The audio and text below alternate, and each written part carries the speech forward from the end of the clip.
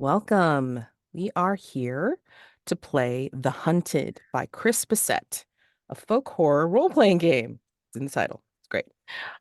So I'm Mads, she, they pronouns, and I've run The Hunted several times. And it's kind of based in Forged in the Dark play. So some things are similar and some things aren't. But I mean, again, it's like some basis in that system, and going to go ahead and hopefully have a great time.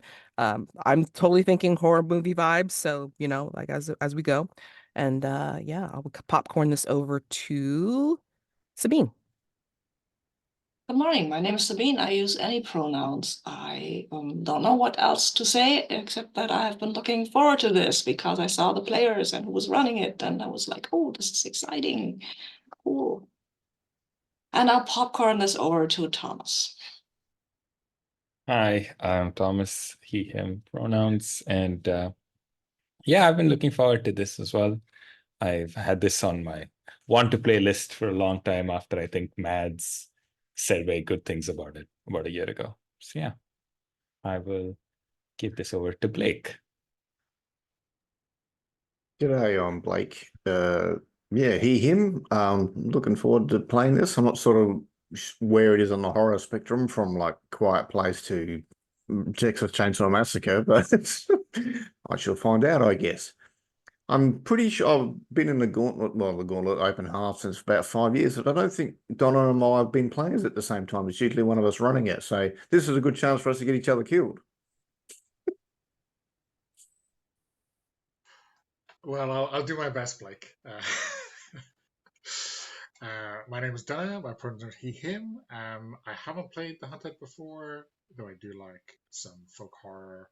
I mean, my probably my favorite in this avenue is also The Descent. I mean, I know, though previously when I've said, "Oh, we should play a game based on The Descent," I've always gone for Best Friends. So I'm looking forward to seeing how Hunted deals with that. You do you remember the movie that there were best friends in that movie and Yeah, that didn't end well? Yeah, yeah, okay, yeah. great. All right. So anyway, this is where we lead into cats, which is our concept, aim, tone, and subject matter. And because this is a collection of people from Open Hearth gaming community, it's like we will be playing under the Open Hearth community code of conduct. All right. Um, so, with cats, concept The Hunted is a game about a group of friends on a weekend break who become lost on location. As their surroundings become hazy and they are increasingly isolated, they become aware they're being hunted by something they can't identify. Aim. We play to find out if this found family can survive against the worst of odds, and to find out what stories the players will tell about the things that scare them. I saw that head shake, Blake. Tone. This is a game of horror, violence, and being afraid. While there's some possibility of humor when the characters begin, it will descend into darkness as they navigate the area and attempt to escape their hunter. Subject matter. The hunted has the potential to delve into some dark places, to conjure painful images, and touch upon traumatic events that may affect players in unexpected ways. But we do have safety tools for that. So, safety tools include script change, open door, and lines and veils.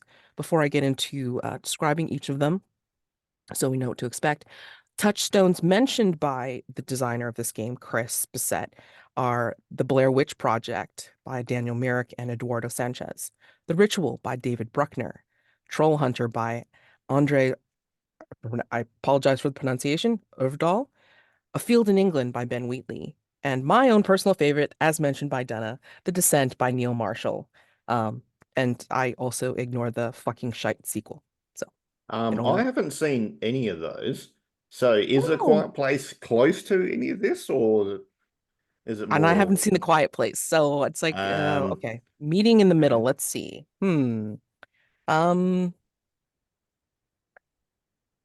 things will include a lot of like possible reality shifting, Yeah.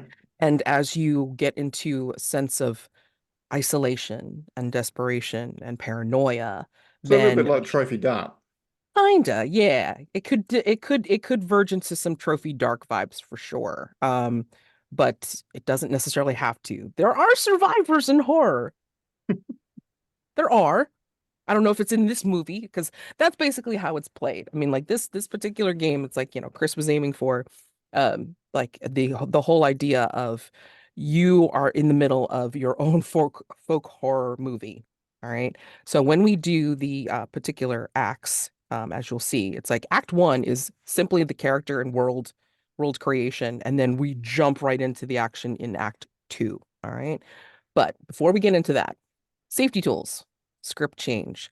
We have tools such as pause. So again, just calling a pause if we start to um, uh, verge into some territory where, okay, let's be a little bit careful here. It's like let's kind of like stop and think about what is going to happen next. Um, Fast forward if you don't really want to role play, like you just want to go to like the next scene. That's perfectly fine.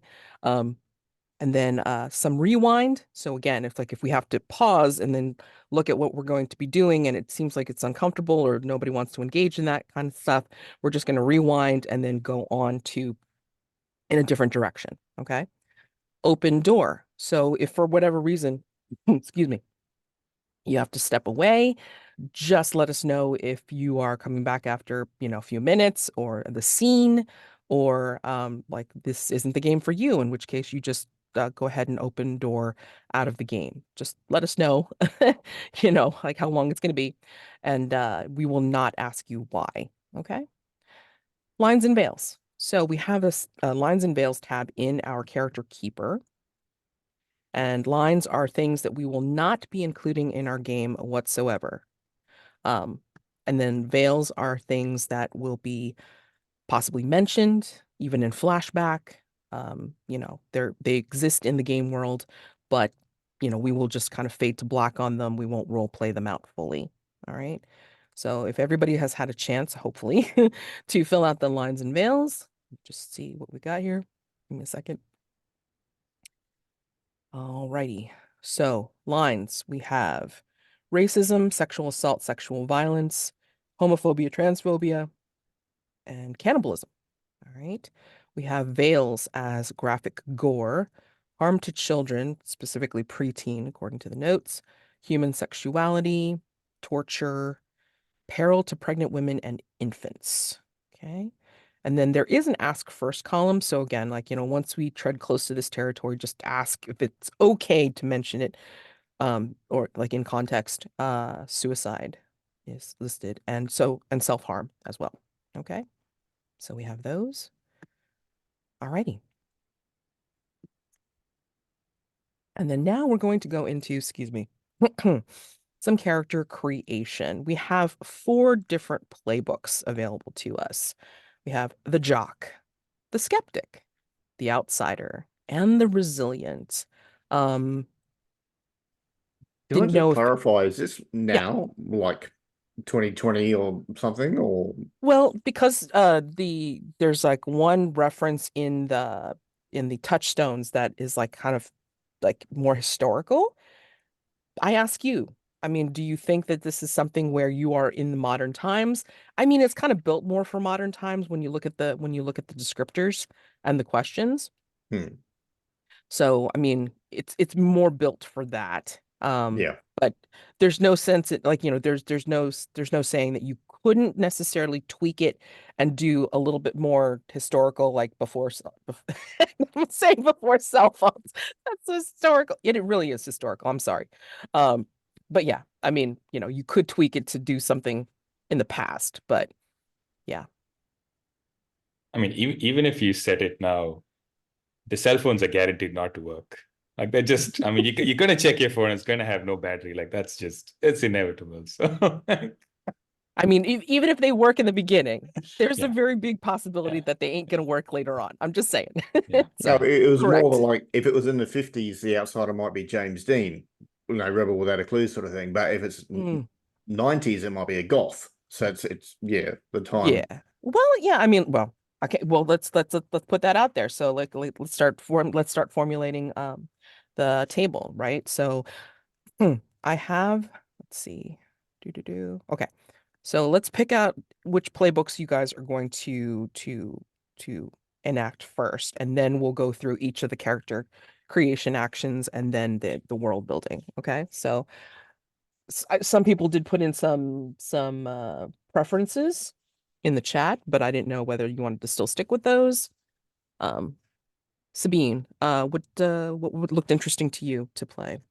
I would like to play the Sceptic, basically, Mm. because it has the orange column. On the if somebody else really, really, really, really wants to do that, I would go with the Resilient, but they all would anyway. So.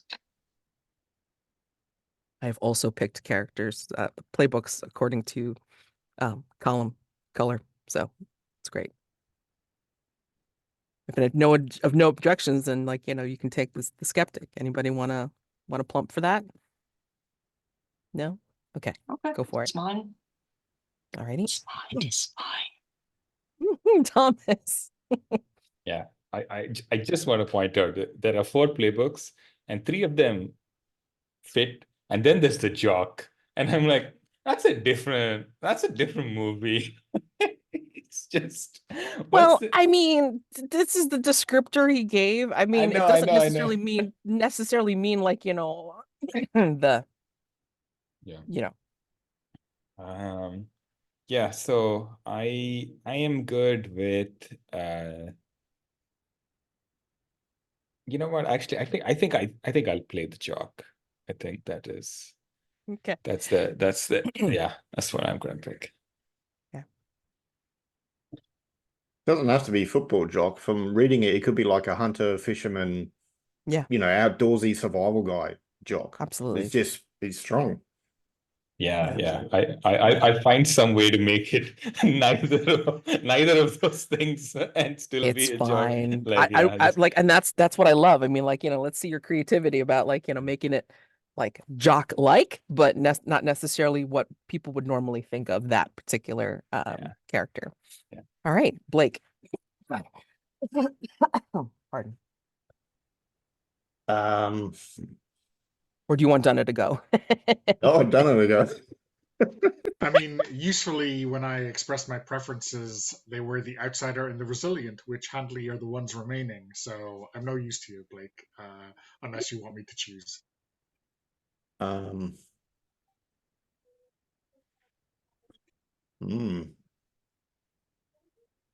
Did you want to play a rebel without a cause?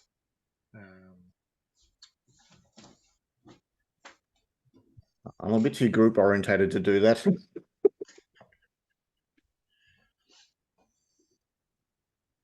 I might go the resilient, and I'll be the camping survival guy. Okay. All right, given those choices. Okay, great. All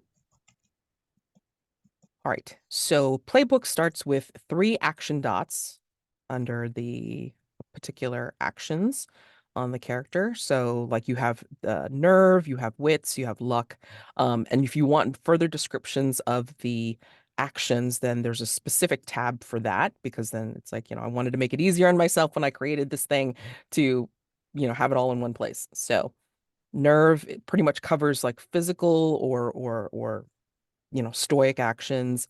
Wits covers things like looking around for things, observation, reason. And then luck, of course, is like more searching and then taking risks, basically. So yeah, you take 3 action dots and then 3 more. When I sent you the specific sheets on each of the playbooks, there's suggested builds, but you don't have to go by those if you don't want to. It's perfectly fine. Oh, and you should not have, at this point, more than 2 dots in any one skill, because there will be a chance for advancement when we get to Act 3, or just before Act 3, and then you'll be able to add another dot to one of the skills if you so choose to really hopefully increase your odds. All right. Okay. So if you've picked out your 6 dots total, What is Yeah, go ahead. what is still? Mm. What is this? Still is under nerve, and that is do your best to remain quiet and unnoticed. So think Right. stealthy. Yeah. Right. Got it. Yep. Mhm.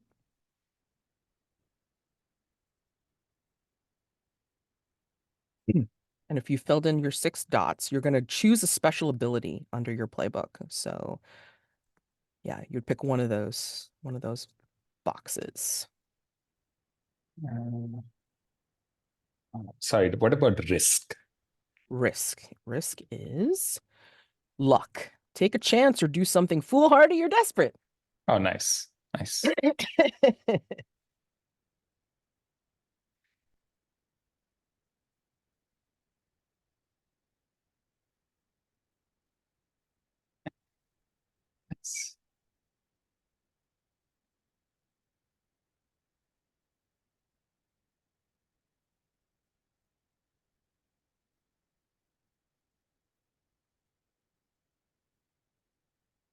And if you need the further descriptors, you can look under the actions tab, and that shows you all of the listing of the Oh, skills. nice. Yeah. Yeah.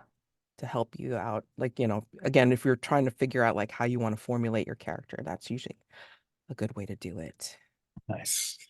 And then you pick out your special ability, figuring out which of these things you want to have in your back pocket, literally, when you start.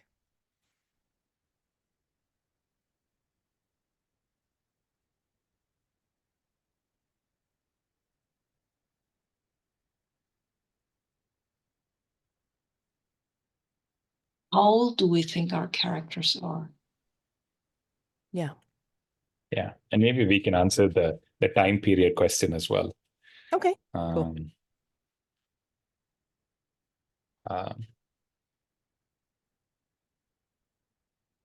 We could just go classic people in their early 20s kind of thing, or we could subvert that and do the exact opposite. I can tell you that the first time that I ran this, it was a unique situation where one of the players played like an older woman that they happened to know from the diner, and the other 2 were high schoolers. Like one was the one was the drug dealer and the other one was the football player. They happen to know each other. Yeah. And, Yeah. So, I mean, I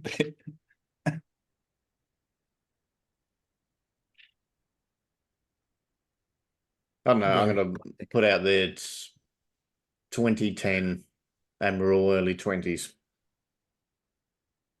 All Okay. close to it. If it's 2008, I could have a BlackBerry. So just Oh, yeah, having a Well, BlackBerry. how cool would I be? Amazing. Wait. Oh specific. my God. What did we call them? They're like The obnoxious, not the jock. Right? right. No, yeah. But there was something Sci-fi. specific that we called like the Blackberries PD somethings or others. What was it? PDAs. PDAs, yes. Oh, Yes. yeah, Oh. I had one of They actually those. there Had actually was all there of actually those. was a period where like my work had given out PDAs if anybody wanted to try them out. And the tiny keyboard. Yes. Oh my God. And you had to use the stylus to use Yes. the keyboard, Yeah. not Yeah. your thumbs. Yeah. Yeah. True. And you could write Okay. on it, and Yes. sometimes it Oh would yes. guess the word, and Guess mostly the it word. wouldn't. Yeah. But yeah, that was You the had to fun get used to your times. handwriting. Huh. Yeah. Those were fun times. So are we saying like definitely everybody's in the early 20s, 2008-ish, and like Yeah. PDA time? Yeah. Okay. I think I might be in my mid-20s, but that's Yeah. Well, I mean, like, you think about it. I mean, like, you'd have to be at a point in your life where you're able to afford this, Yeah. to afford going on a trip Yes. and my going out. my first trip. Oh my After everything. I think I'm Maybe, a teacher. well, yeah, you're all driven in your own ways, and this is probably the first break that you've had in God knows when. Yeah. Mm. So there's a concept. Does that suit everybody? I mean, like, is everybody cool with that? Okay. All right. So after picking a special ability, yep, great. You want to, all right. So we're going to go to the bottom. Oh, not the bottom, sorry. Just above it. Each of the playbooks have 2 questions, and you would pick a separate character to answer those questions. So for instance, you use the drop down, you'd pick you'd pick one question, and then you would ask someone else, about it and then write it down in the space given. So this way you can kind of like set up relationships with each other. So if everybody's ready to do so, like if you pick out your 2 questions, we're going to go through the first question, like, like each of you will ask each other, and then we'll go through the second question and do the same thing. Okay. So, and 2 separate people, obviously, for each question. Okay. So, or I didn't explain that right. 1 person each, and the question should be answered by different characters. There we go. I think that's better. All right, so let's go ahead and start in character keeper order, if that's okay. We're going to go with the Jock first. So, Thomas. All right, actually, you know what? Let's have each of you do the introduction. Oh, do I need to wait until everybody comes up with a character name? Because I know that's always the most difficult thing. Fantasy name generator, people. Fantasy name generator.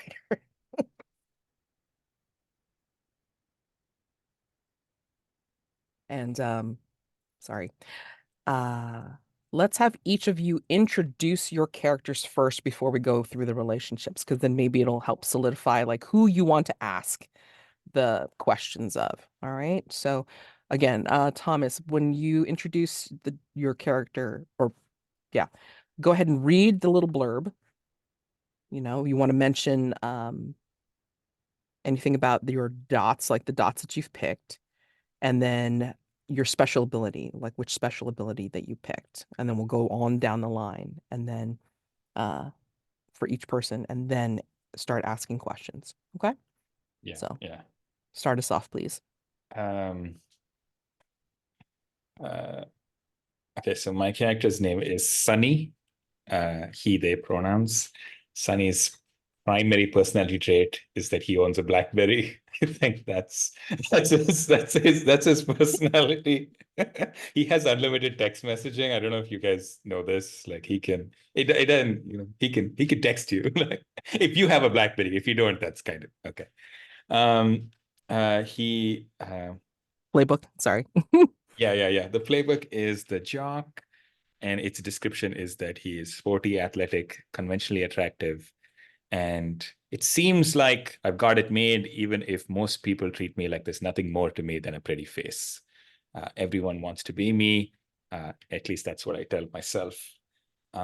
Yeah, I think that about captures it. High school athlete, but I think in one of those schools where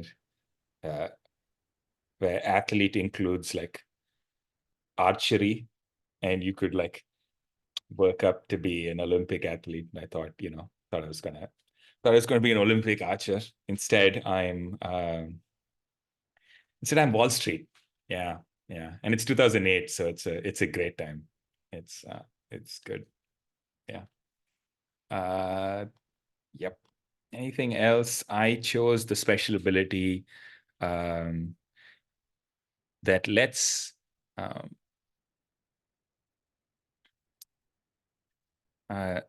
when you and at least one of your companions takes a moment to rest, or when I throw myself into harm's way to protect my friends, or I take a bold action to help everyone get away, I can take +1 dice. So I think I'm gonna try to help people.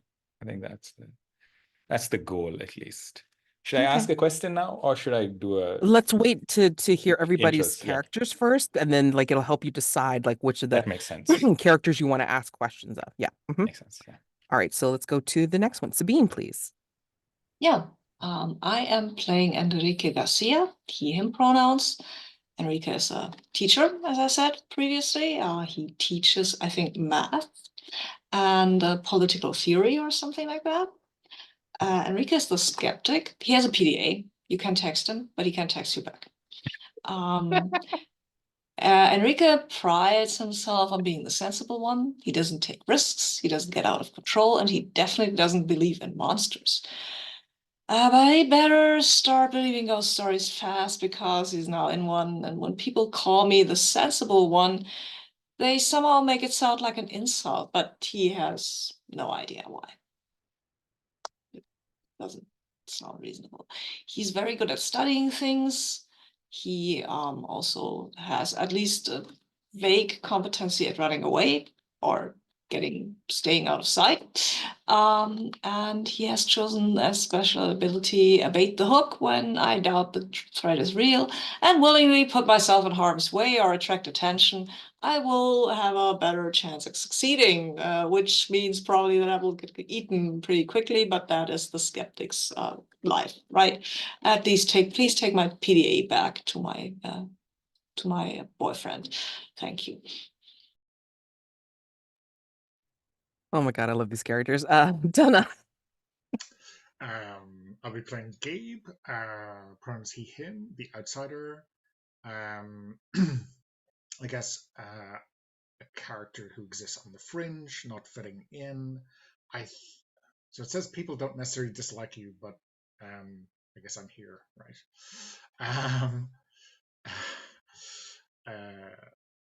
I think my vision of Gabe is that they are into very weird things, not in a hipster way. Like they're never going to be popular. They're just very odd things, odd music, odd books, odd everything's.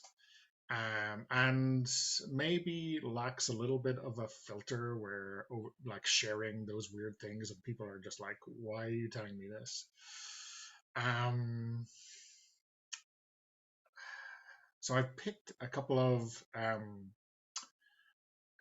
actions like scout and track and risk because maybe they spend a lot of time alone in odd situations like urban, rural, whatever, it doesn't matter.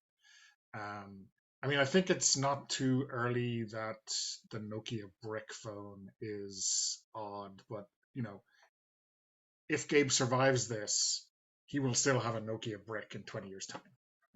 That's just the way he rolls. For special abilities, I picked What Lies Beneath. When I take a quiet moment to comfort or support someone, but I think maybe just to observe someone, I can tell them something that I've noticed about them that they're not aware of, and that might help us with our fear. So we'll see how that goes. And finally, Blake, introduce us to Travis, please.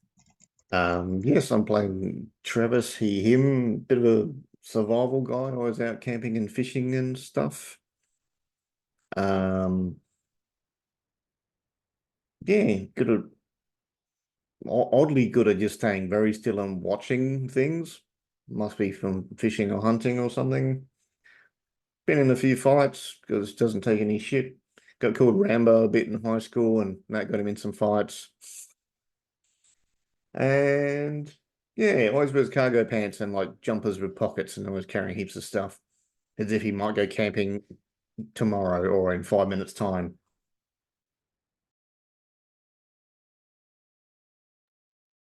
Is that yours? And that's your special ability? Yeah, he's always prepared. He's always carrying lots of items and stuff. So Okay. Alrighty. Now, given that, let's circle back to Sunny. So you're going to ask one question of one of the other characters, and then we'll, again, like each person will get to ask one question of someone else, and then we'll circle back around to you to ask your second question. Okay? So which question do you want to ask, and who do you want to ask it of, Sunny? Damn, one of my questions is someone is my oldest friend. And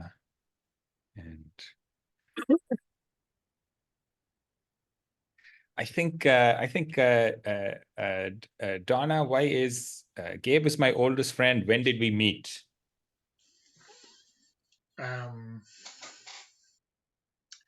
Is it too recent to say in college? Do you want to go back further than that?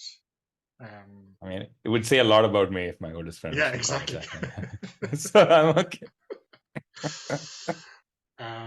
Yeah, I think maybe it is like from the first year at university we met, and I think it's something like it was this obscure class that we both took that maybe Sunny took because it was easy or at a useful time for their socializing. But Gabe was like 100% invested in this oceanography class. Nice. Yeah. But it was the easy credits maybe for most other people. Yeah. So I don't know if that is like somehow we survived that class to become actual friends. Like that's how I read that question. Yeah. I think maybe like you're saying Gabe is has these weird interests. What is Gabe's weird interest regarding oceanography of the sea that they could have bonded with Sunny over? I mean, I think maybe it's something like the network effects of some strange life form or some strange thing that happens at the ocean bed. Oh, And okay. maybe Sunny was going, oh, you could totally monetize that, in the .com game, No. I think it's just that I'm in the oceanography class because my dream is to have a boat. Yeah, Okay. just a boat. And you clearly seem to have a deep interest in jellyfish. So obviously we're going to be best friends. I think that makes sense. Yeah. Okay, cool. Yeah. I mean, when you say boat, I imagine like rowboat, but you're thinking like 50-meter yacht, right? I don't know about that, but yeah. Oh my God. Yeah. Fish and yacht. No. Yeah. Sorry. Okay. All right. So like go ahead. Jellyfish are the coolest. Yeah. Go ahead. Oh There's no God. doubt. Go ahead and write that. Write whatever you want to put down to help you remember your relationship. Okay. Next, Sabine. Pick a question and go ahead and pick one of the other characters, please. Okay, I mean, so Enrique, sorry. question I picked is, why are you intimidated by me? And I think I want to throw that in a classic faction at the Jock. Like, Sunny, why are you intimidated by me? I keep you seem to you seem to always have the right answer while I'm mostly pretending to have the right answer. So I keep answering questions confidently and then turns out I'm wrong and you're right. So yeah. Well, yeah, I did a lot of study. Yeah. While Which you was were your playing mistake. while you are playing with your BlackBerry. I'm working. Thank you very much.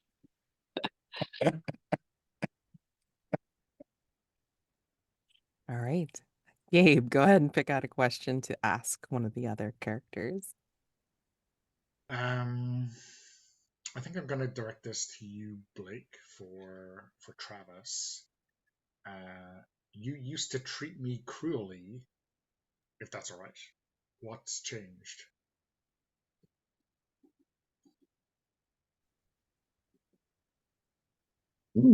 Um,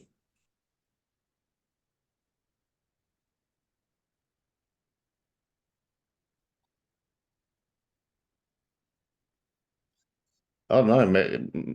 Did we go to high school or something? And maybe there's like a school camp where you were crap, and by the end of it, you actually got the hang of it. Yeah. So does this mean like Travis's like mentorship techniques are very rough and ready, but kind of Yes. eventually show? Okay. So is that like once I showed myself to be somewhat competent, it was like, okay, my job here is done. Yeah, you're a you are human taking now. layoff. You're not useless. You're a human. You can survive in the woods.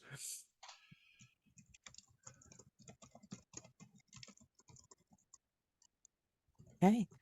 And Travis, go ahead and ask one of the other characters your one question.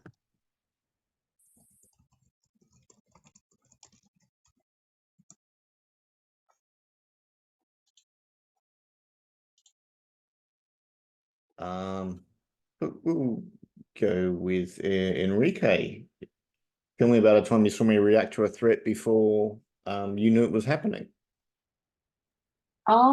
I think so you were the outdoorsy guy, but we knew each other. Or maybe that's how we actually met. There was a street, and I was looking at my PDA preparing tomorrow's lesson, and there was suddenly this guy tackled me and yelled something about a car coming my way, and that was, I think, you.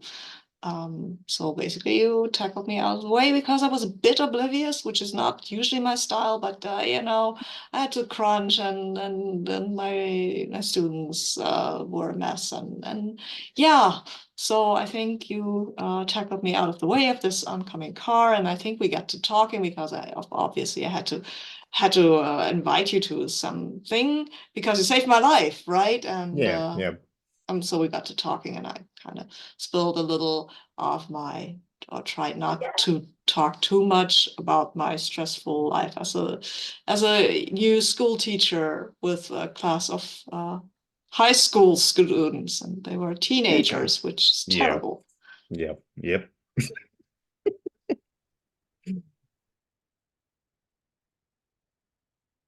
All right, let's circle back around to Sunny.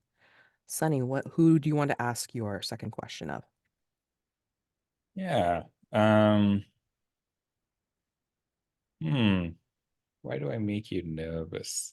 Yeah, I think this might be for Travis. So Blake, why does Sunny make Travis nervous?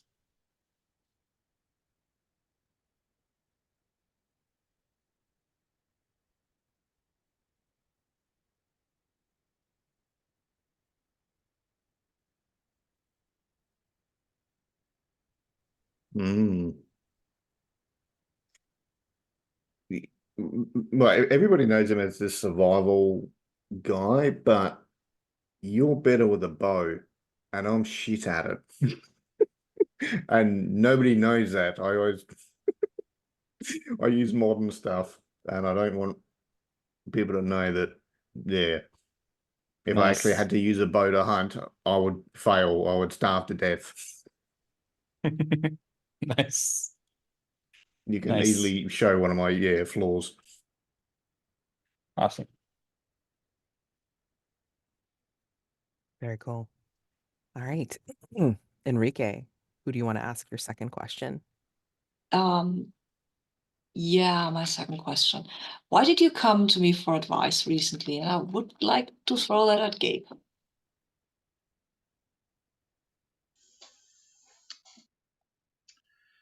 Um,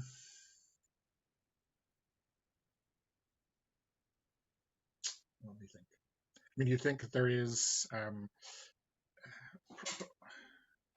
maybe improbably enough, you came to me for relationship advice, because maybe you kind of knew exactly what the others thought, but we're looking for maybe just a sounding board or something like that.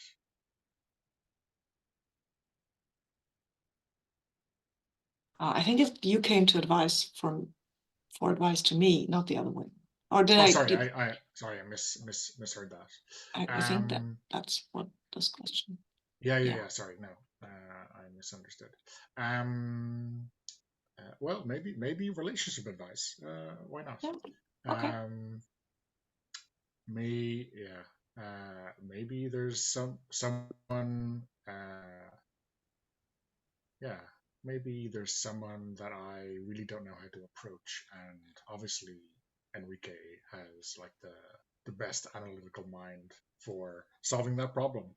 Yes, yes, absolutely. My analytical mind at least got me into my relationship, so I can absolutely help you with that. Yeah. When we can say your name as Enrique, I'm being, absolutely an expert for sure. Okay. Fantastic. Yeah, so Enrique, sorry, not we've done that. Gabe, ask your second question of one of the other characters.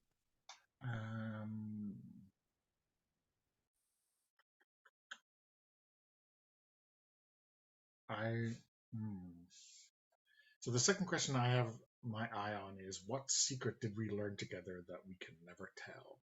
That's the juiciest one remaining on my list, but I'm not sure who I should direct it to. Thomas, Sabine, do you have any preference or inkling? Yeah, I mean, I'd love that. Yeah, okay. Oh,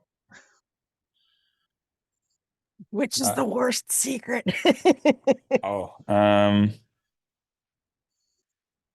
If we learned it together, I think it'd be cool if it came from college. What if it's a professor of ours that did something like our professor killed somebody and we never told anybody about it. Like we saw it after. okay. I mean, why do you think we never told? Were we somehow involved, or I mean, did you use it as blackmail? I mean, Oh no. No.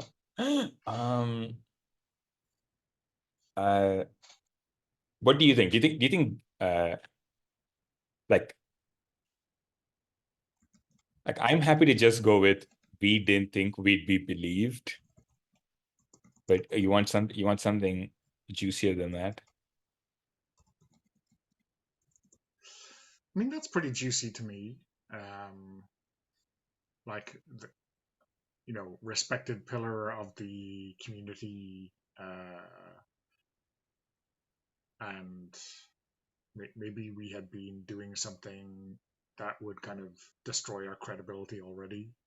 Like we were drunk, or we were in the middle of a prank or something like that.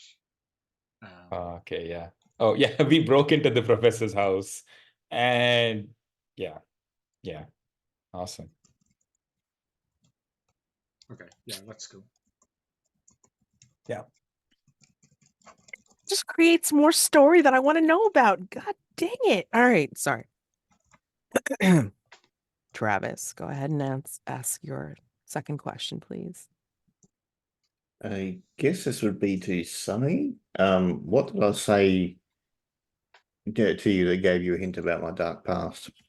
Oh, wow. Okay, you have a dark past.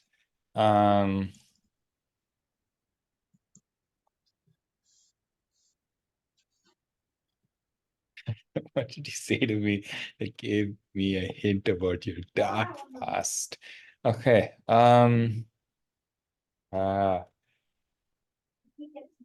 Okay, so my first. Okay, let's Maybe I went to prison or something, even just short term. I was wondering about why you're a survivalist. Like, I would love if this sort of Well, tied I into might that. not be able to get a job because I've been to prison. Okay. Okay. Why did you go to prison?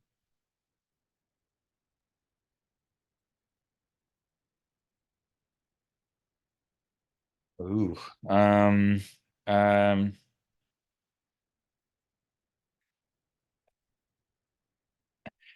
Uh, what did you tell me that gave me a hint about this dark past that sent you to prison? I think at some point, maybe Sunny was trying to tell you about what Gabe and him saw. And when you picked up that it was going to someplace criminal, you said, "Don't tell me," because I can't go back to jail again or something like that. And I was like, oh, okay, cool. Interesting. You went to jail. Good stuff. And I think I might have asked you about it. I might have tried to probe for more details, and you refused to give them to me. Yeah, I just said something like, whatever you do, don't go to prison. Avoid that. We don't like to avoid prison. Yeah, I mean, like that's very general to say for sure. Yeah. But now it's like I feel like this is a very tangled web, and I have to add a little detail. Enrique, do you think that you knew this professor? Oh yeah, sure. Yeah, he was my tutor, of course. Shit. Okay. It's very sad whatever happened to him. Oh, the professor didn't die. Oh yeah, when he died. That was bad actually. But yeah, shit happens.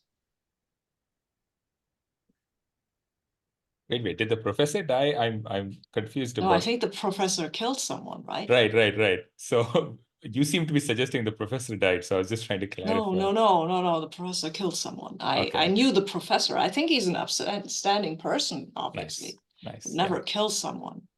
I know that there were some rumors, but pure conjecture. I don't believe any of that. Nice. Oh no. So you're saying that Enrique is a fanboy of said professor that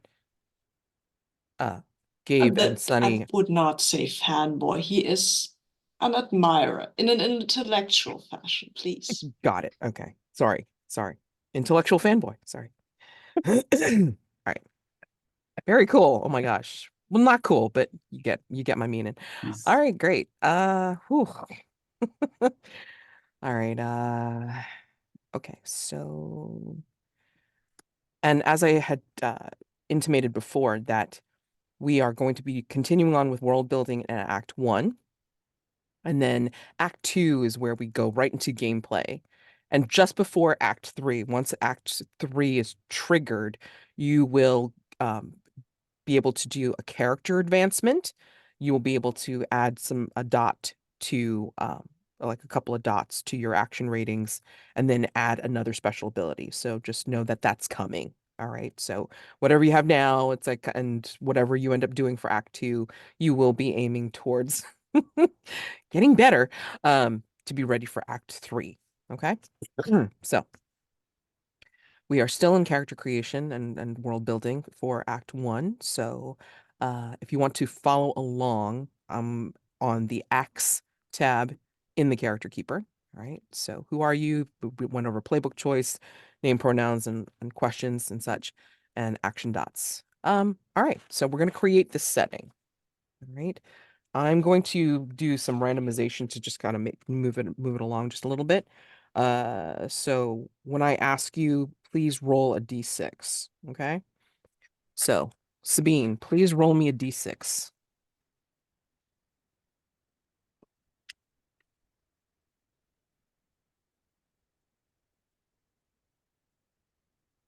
Tell me what you get. I have a 2. All right. You are all in a sprawling, dense forest in the depths of a deep valley. Okay. And then Blake, please roll me a d6. 1. 1. All right. Okay. You came to this place together. Why? We're on a weekend trip. Hiking and camping and getting away from it all. Oh boy. All right. Okay. Now, here's where here is where I'm going to just start asking questions of folks. All right. So, your arrival. Once you get here, tensions started to rise quickly. Describe the situation. Where are you all now? And this would be, you know, as a table, basically.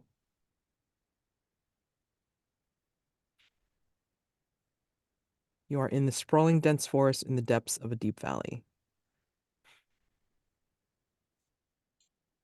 Cabin Could in there the be a woods? cave?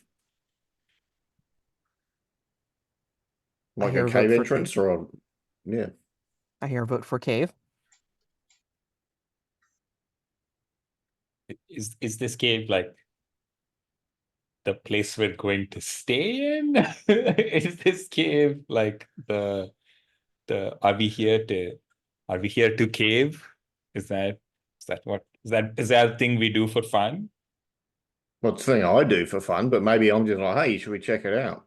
And Okay. some Okay. people are like, he gives a shit. It's some rocks, you know.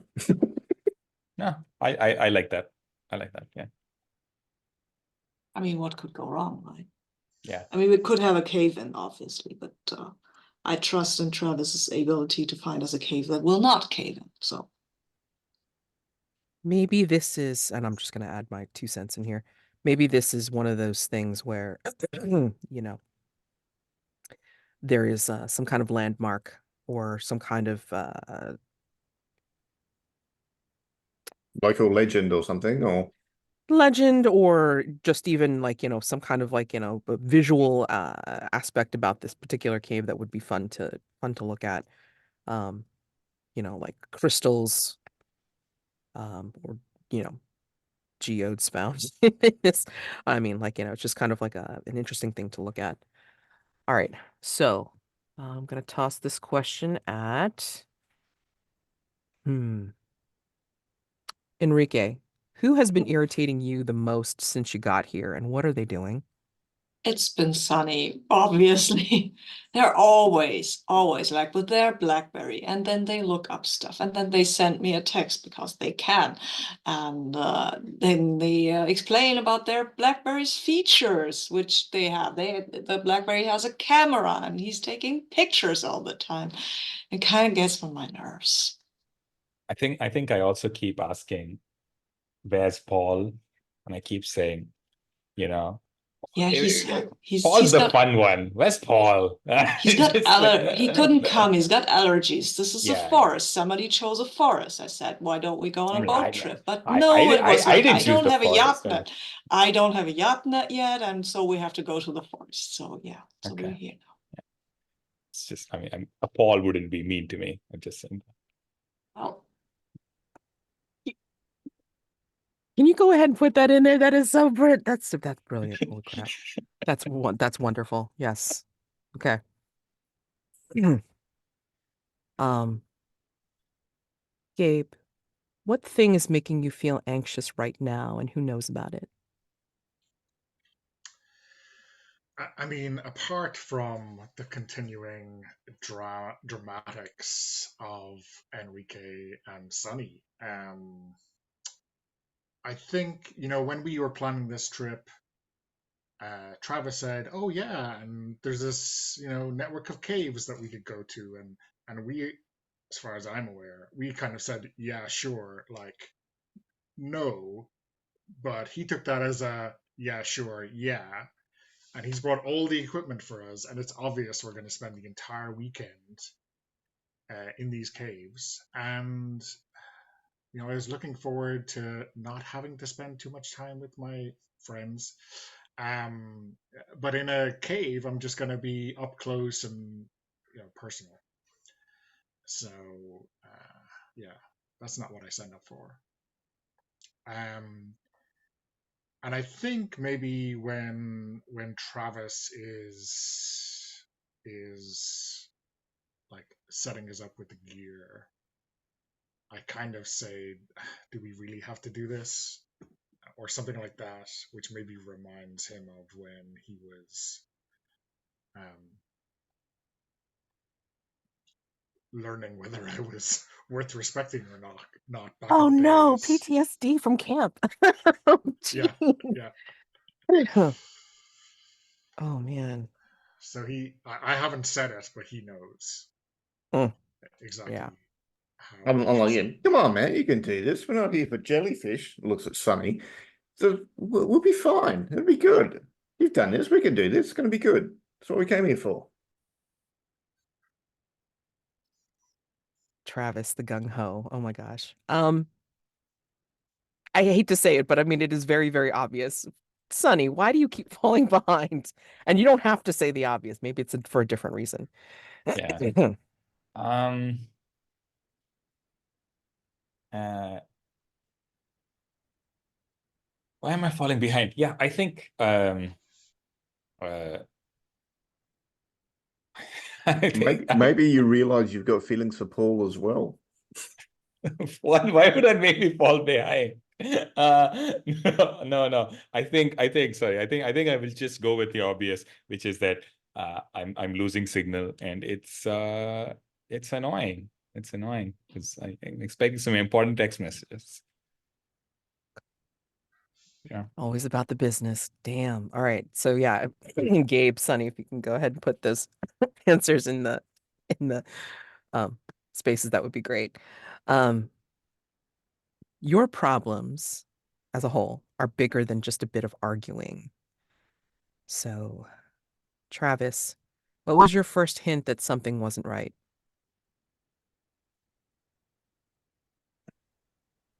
No bird calls. It's like too quiet.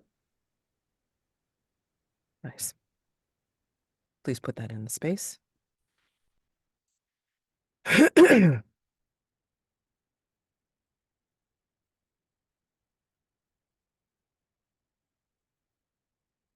Sonny, who are you looking to for guidance and why?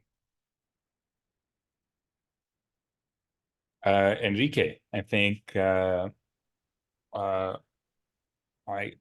shouldn't have irritated him because now I'm like you know, is this bothering you? Is this, I mean, is it sounding too quiet? And it's because I expect Enrique to have all the answers.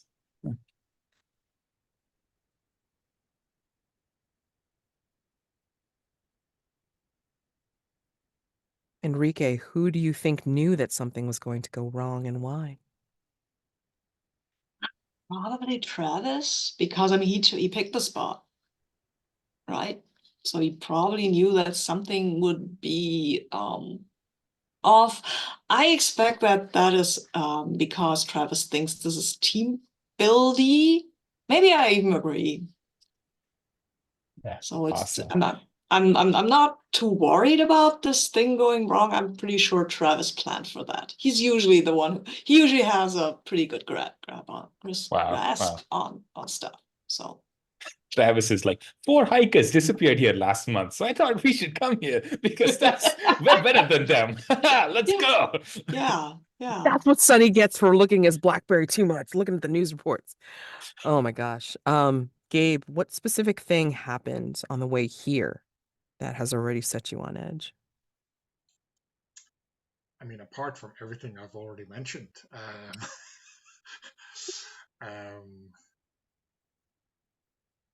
I think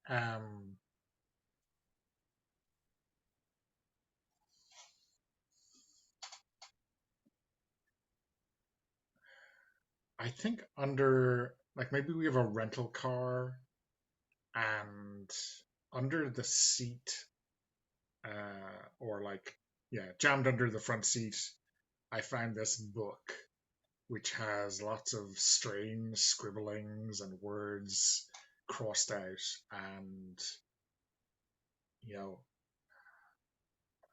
just this bizarre kind of word salad of the words that are not crossed out, like, gives me a chills, like something about caves and missing and like all this stuff, which, I'm weird, you know. I'm not going to say this to anyone because they'll just say I'm being weird. So yeah. Fun. Okay. Now we have some growing problems / obstacles to pick out. So Sonny, or excuse me, Thomas, please roll me a d6. A 3. Okay.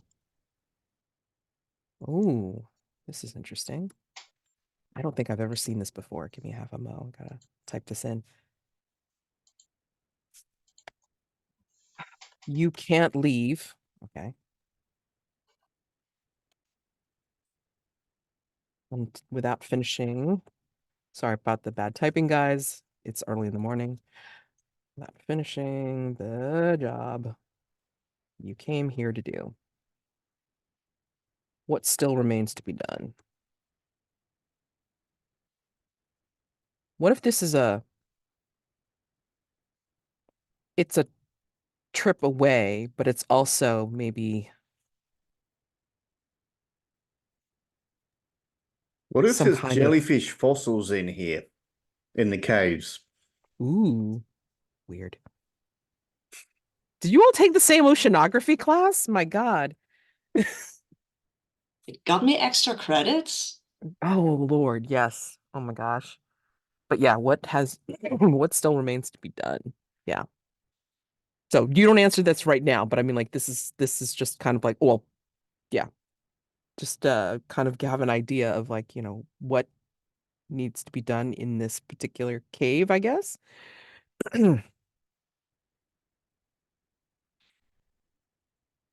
I like the idea of the jellyfish fossils, but it could be something else. No, are you looking for suggestions, Matt? Or is this? Um, so hold on a second. The question itself would need to be answered.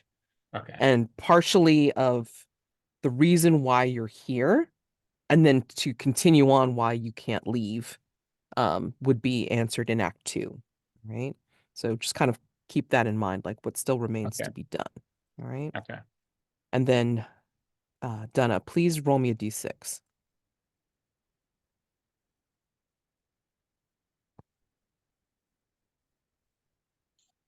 That's a 1. Oh boy. What is the meaning of the strange idols and pieces of folk art you found? And as a group, describe what you found. All right. So this will lead us into, and again, apologize for the crappy typing.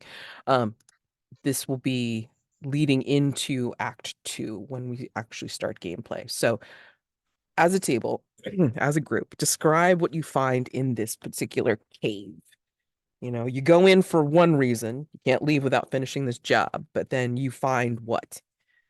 I Tell me. think maybe something like petroglyphs. Okay. These old kind of cave, not cave paintings precisely, but stone etchings that are weird.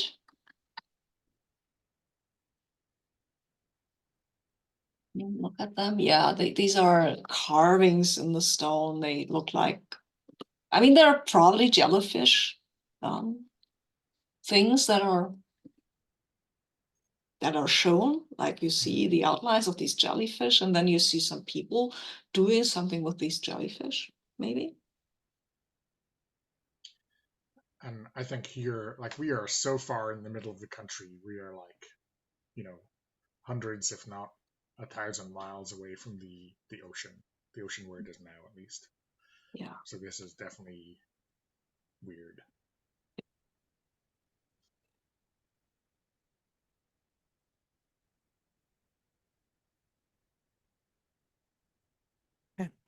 Yeah, definitely. And that brings us to the end of the Act 1.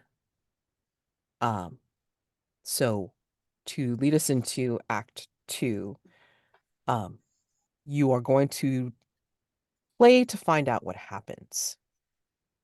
These two things that you have for the growing problems, something has gone wrong because you can't leave without finishing this particular job, whatever remains to be done.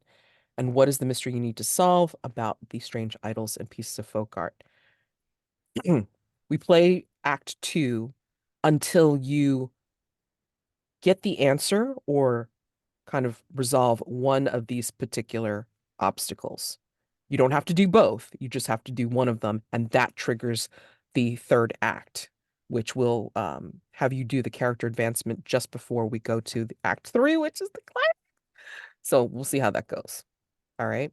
So think on it. You know, uh, what still remains to be done, why you can't leave, and then you find these idols, and that's how we're going to begin Act 2 when we come back from break. So we're going to take 10 minutes, refresh your beverages, grab some snacks, whatever you need to do, and then we will just jump right into gameplay when we come back. All right. Thank you guys so much.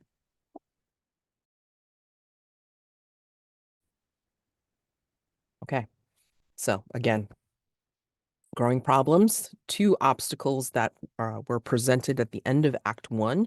Something has just gone wrong. What is it? And what is the mystery you need to solve? You only need to solve one of those things to trigger the advancement and the beginning of Act 3. Okay, so just as a reminder, you can't leave without finishing the job you came here to do. What still remains to be done? So figuring out what that is, and then what is the mystery you need to solve? What is the meaning of the strange idols and pieces of folk art you found? Okay, and they found petroglyphs of stone etchings that are weird, people with these jellyfish things, jellyfish looking things, and where you are, where this cave is located, is very far away from the sea. So, what's with that? So, to start us off, let's say that you're in the cave. What remains here to do? Why can't you leave?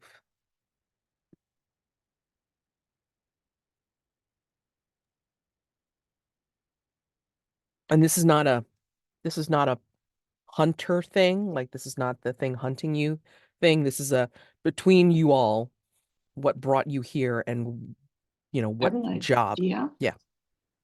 I'm pretty sure that the professor we were going on about is the guy from the oceanography course, right? And I think he told us about these fossils that we were supposed to find here, and we're kind of looking for them to bring them back and either prove that we are actually grown-up people who can do our own shit and find the better fossils than he could. Maybe it's just about that we are able to find something that he couldn't, because he said that you could never find a fossil of a whatever thingy, Latin name, long, and in I don't know where we are in the middle of the country. That's just not possible. And then I think Travis said, I might know a cave. This all sounds good.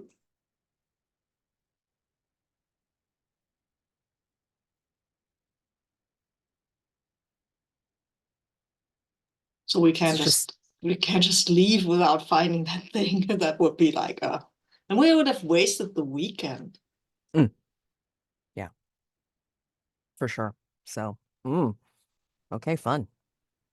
All right, so you're in this cave. And personally, I don't want to be here because I don't feel no need to impress a murderer. So if Gabe isn't driving this, who is driving this? Is this Enrique? Is this Enrique's thing about like wanting to impress this professor? Because Gabe is the one interested in the thing. So not I him. think possible, yes. That was maybe I don't think Enrique sees himself as the one driving this, but he might be. Yeah. Because Travis, it kind of maybe started out as people just like, yeah, well, we couldn't find this, and Travis was like, may I know this cave? And then Enrique said, hey, why don't we go and look at this cave? And maybe I've been saying on and off for years, hey, come out camping. It's better than all this city stuff. You don't need your BlackBerry. You don't need your job. You can just come out and be yourself. Come out the caves. It'll be better. You surprise yourself how good it is. And then we want to have, I feel that at least Enrique says we want to have this thing. Maybe there is even a price.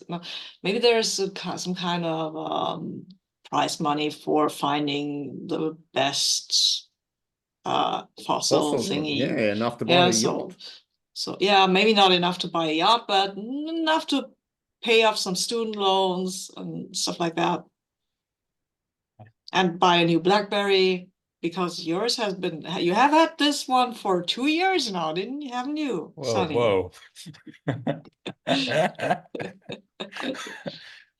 And maybe Okay. I can buy a BlackBerry again after I lost mine in this car accident. Okay. I think Sunny and Gabe are not willing to tell Enrique about what the professor did because Enrique is so clearly a fan. Like it is extremely uncomfortable how much. Oh yeah, like, I like that. And also Enrique probably wouldn't just believe you, Yeah. right? I think He's when I not. dived and grabbed Enrique from the oncoming car, that's when a BlackBerry went out of his hand and just shattered on the road. Those Yeah. academic salaries don't pay shit. Oh no. Yeah, yeah. Oh man. Well, Oh. I've got a PDA. It's fine. It's fine. Yeah, I mean that's all you need, right? I mean, like it still doesn't understand what you mean when you like write out the etymological origin of that particular name, but I mean, like, it's all fine aside from that. It's great. But I mean, what I gotta know before we really dive into this. Sorry. So if it's not necessarily for gain, is it, or it could be, I mean, like you tell me, like what's the motivation? Is it like that deep of relationship with Enrique that caused Gabe and Sunny to join them on this trip, or you're like, you were drunk and made a promise to go for fun? I like what Donna said early on, where I think the trip has been misdescribed to us. Like, has not been accurately portrayed. When Gabe was like, when Travis was like, we're going caving, and Gabe was like, yeah, sure. Like, we thought we were not going caving. Maybe your caving experience was like, going through and it's like it's got the railings and you're just going to take a little nature walk through a cave, to see these things embedded in the walls. And it wasn't like that at all. It was not like that at all. But I'm going to say that, for ease of use, maybe you all have some basic experience with caving. So you have the equipment, you have the ropes, you have the Helmets. yeah, thank you. Because I can't remember what they were called. And yeah, you have the equipment that you need to at least get into the cave and then get into the deeper caverns to see if you can find these fossils and such. So yeah. And I think as you've made your way deeper into this, it is beautiful here. There are phosphorus material, lichens that glow and create these fissures in the rock that kind of create these patterns. So you are able to see the walls. Maybe you're taken in by the natural beauty of it. I mean, it was a pain in the ass to get here, and like there was a lot of arguing and a lot of blackberrying for some weird reason, but I mean, you got here and it's just so beautiful. And then this is where you notice these etchings in the wall. They're deep. Some of them are maybe a little bit faded from wear, but you see them. There are stick figures or deep cut figures that seem to be holding or reaching their arms out to these jellyfish like creatures that seem to be floating in the air. What do you make of that? How do you feel looking upon the beauty of the cave and then these etchings? Tell me what your character is thinking.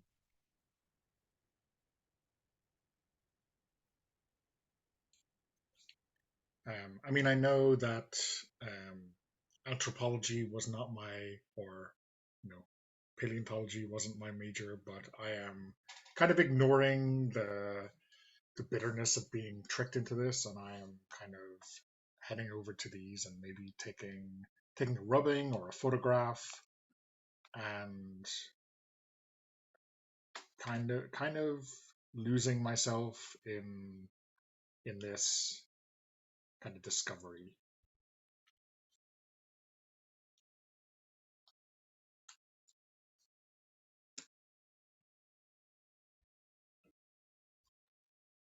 I think Travis is like, oh, this is obviously, prehistoric humans, anything they didn't really understand, which was a lot. They're just, they're like, wow, look at this. This is amazing. Everything was amazing to them because they didn't understand their environment much. But, modern humans are better than that. We know everything. We've mastered the planet.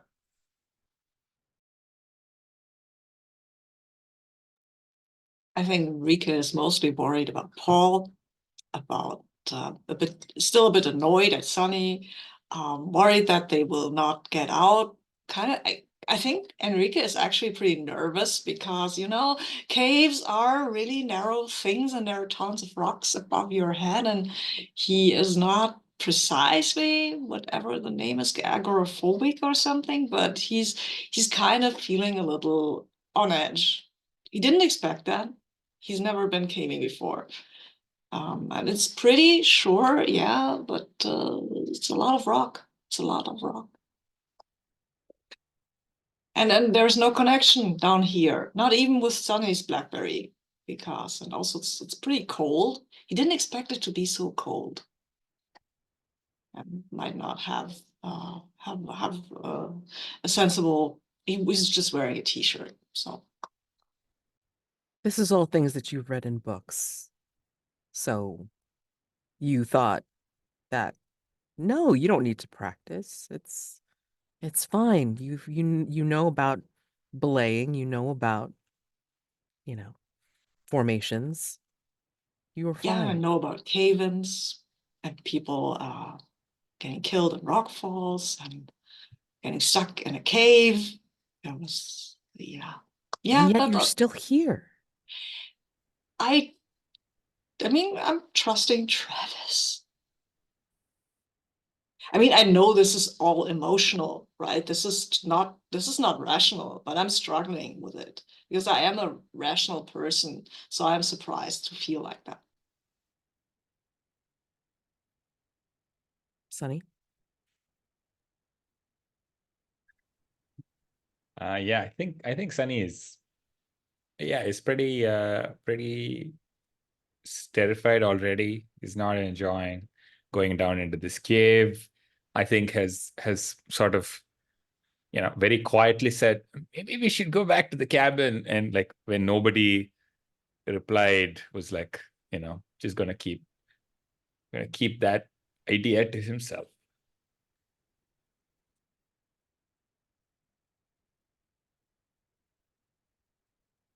And I think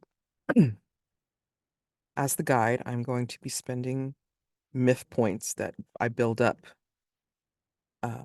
as you go along, depending on your reactions and your moves. But I get a myth point to start, and I'm going to use that to say that as you're looking at these etchings and you are thinking these things, I think from where you've come in the dark, I think you hear what sounds like a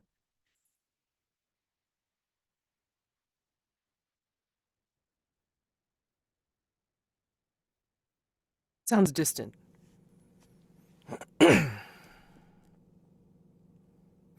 But you hear it once and maybe not sure exactly what you heard. But then you hear it again.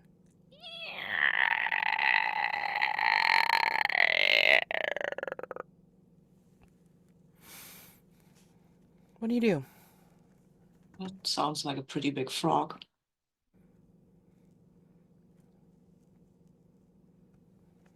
Maybe it's a toad.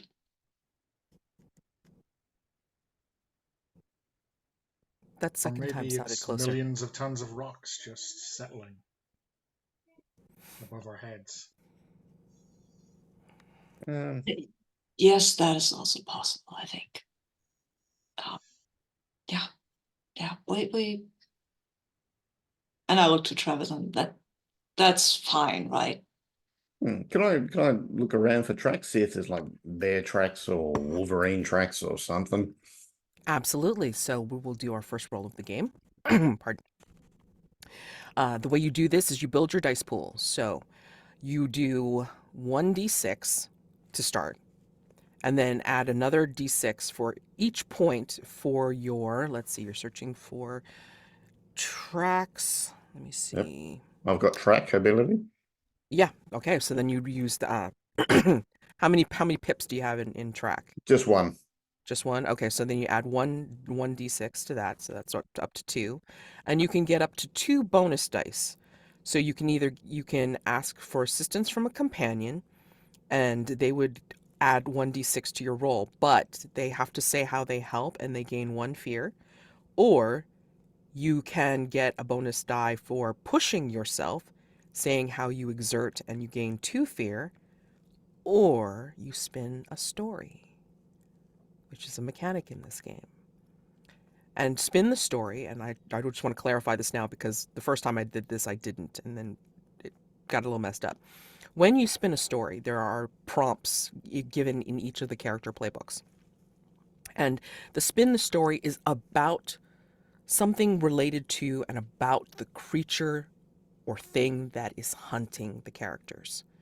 So that is what we are building. We are building the image of the hunter, okay? Not the actual characters. So, yeah. Yeah, I'm going to spin a story. Okay. So that gives you 3d6. You can go ahead and just see what the die roll is and then spin a story, and then I will tell you what your results are. 2 5s and a 6. Okay, great. So you Sweet. take the highest result of all the dice. On a 6, the 6. character Yep. does the desired action without complications or consequences, which is great. But you want to go ahead and spin a story before Yeah, you tell I'd us how it say goes. I was in this area last year and I saw these weird tracks and I hadn't seen them before, but they look like these tracks down here. It's weird. It's a bit like a wolverine, but a bit like a webbed foot or something. It's odd.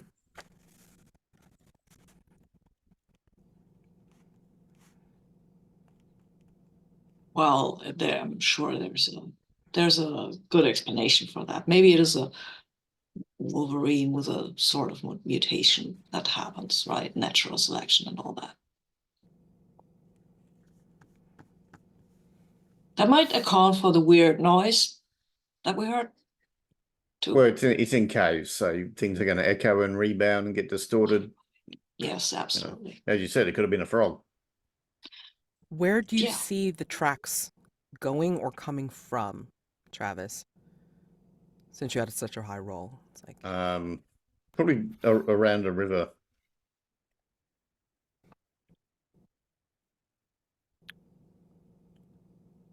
where do you see them here? Do you hear water? Do you hear Yeah, I running think that water? there's like a bit of water towards one edge of the cave, and there's sun near that. And finally, how big are these tracks? Yeah, like human hand size. Okay. Not too bad. Alrighty. So where do you go? Seeing this, hearing that. What do you do?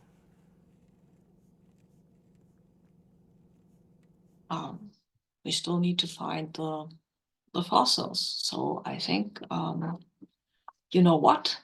I think I will look around if I can find some sediments that are conducive to fossil retention, and we'll follow that. Are you are you making an action? Yes, I'm studying the sediments, the sediment layers. Okay, perfect. So again, you start off with 1d6, and then you have however many die according to the pips that you have in study. I have 3. And then I can roll, and I can add the spin a story after I've rolled, right? Yeah, you'd pick to see if like you wanted to push yourself or you wanted to spin a story to get that extra Oh, die. I want to spin a story to get that extra die. All right, so then you're up to 5d6 right Oh, now. wow. Okay, that's a lot of D6s. And we take your highest result. Yeah. Okay. I have 2 6s. Oh, wow. Okay, so that's an awesome thing. Hold on. Yeah. 2 6s. Okay. All right. All the sediment in the world. Yeah. It clears one fear, but you don't have fear yet. I probably should have slapped you with some fear to start. But yeah, you're fine. Character does desired action without complications or consequences. But tell me, you're following these sediment trails. Does it lead you further in? Yeah, absolutely leads us further in.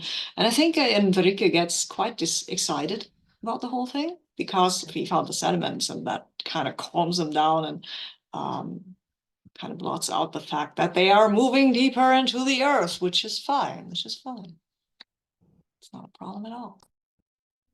Yeah, and even mechanically, that those 2 6s would definitely keep clear the fear. So I mean, like you wouldn't have to worry about that. So that's cool. All right, and what do the others do?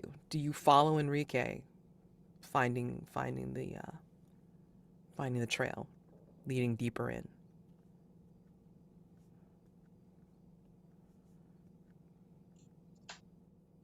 I mean, I think if the others are following, maybe I'm last, or someone has to grab me, say, they'll still be there for you when you get back, or something like that. I'll definitely have to be reminded to stick with the group. Yeah, I could be doing that. Could be like, Gabe, it looks like they're going deeper in, so we should probably follow them, I guess. We should probably do that. Yeah. Okay. Oh, okay. Sure. Yeah. It- yeah. We can do that. Travis. Okay, go ahead. Sorry. Yeah. Sorry, I was gonna say, do you think Enrique knew what Travis had planned? Like, because Oh, I think this is Enrique's plan.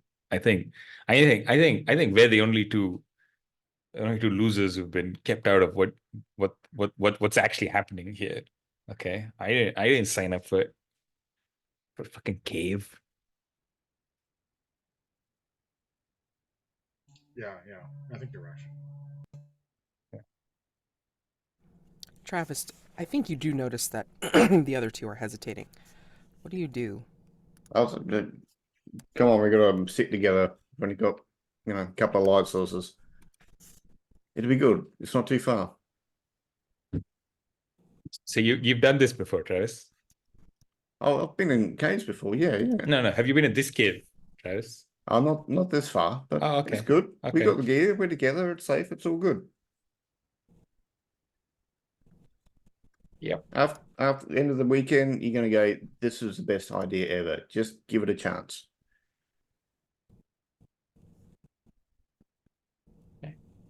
Yeah.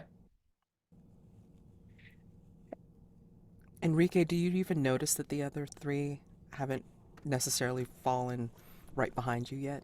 No, I haven't. I'm in love with my sedimental layer because this is actually fascinating. I will maybe call out Sunny, take a picture of this if you can with your BlackBerry. Sorry.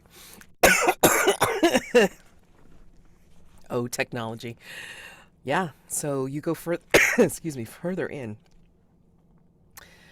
But I think as you make your way down further following the sediment, um, there are recesses and holes that you have to be careful of because I think Travis had warned you earlier on that there were phosphorus pits that could almost mimic daylight as if you're near the surface, but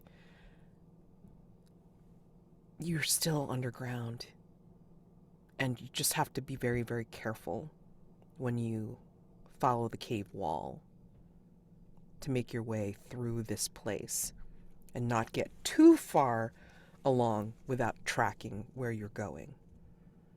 So I think you hear Enrique's voice, Sonny, like, entreating you to take a picture, but they're still a bit ahead. What do you all do when you come to this recess that looks like it's at the edge of a cliff? Can't see down, and you can see that there's a thin path over to the side, like an outcropping of the cave wall leading to the next part of the path. I've got this always prepared move. I'd like to put some like pitons in the wall and sort of put the rope along that, make it safe. Great. Okay. All right. So go ahead and start your roll, because this one definitely would. Scavenge. Have I got All right. scavenge? Yes, I do. All right, so 2 dice. Okay. So 1d6 to start. Yep. 1d6 for each point for your chosen action. Yep, so it gives me 2. Okay. You have 1 pip in scavenge then? So Yes, yep. Okay. So 2 dice. And then you can either get an assistance from a companion. They have to say how they help and gain 1 fear, or you could push yourself or spin a story for that. Gabe, give us a hand with this. Well, how am I supposed to help you, Travis? Do you want me to hold onto your belt or something before you hold the rope so I can hold the other end and put this piton in without falling? And sure, yeah, okay. Okay. So this is where we start the fear track. When you're helping hold the rope, like belay them, I guess, you will gain 1 fear. So you would just check off 1 fear on your fear track there, Donogh. Yep. And that gives Travis another die. So we're up to 3. Did you want to push yourself, Travis, or spin a story for that last? 3 is good. Okay. So 3d6, please roll. Highest result. 5. Okay. 5. Character hesitates. Either come up with a different approach or do it anyway with some minor consequence, which would be either a minor complication or suffer harm.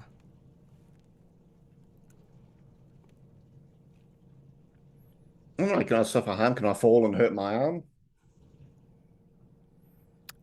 Yes. For harm, yeah. I mean, like, there's like levels to it, of course. I mean, like, I'm not gonna have you break your leg, but I mean, Maybe would. The rope or the ledge you step over to is wet in a way. Mm-hmm. Maybe it doesn't. You didn't foresee, and you slip, and I guess we have this sense of the rope racing through Gabe's hands before he clamps down on it to arrest your fall. And maybe it got caught. Maybe your hand or your arm got caught, and now you're suffering a sprain. Yeah. So you would mark one of your harm track. Let me see. Yep. So you build your harm track. So you at this point you're at level 1, which means that you're going to add +1 fear to your rolls. Hold on.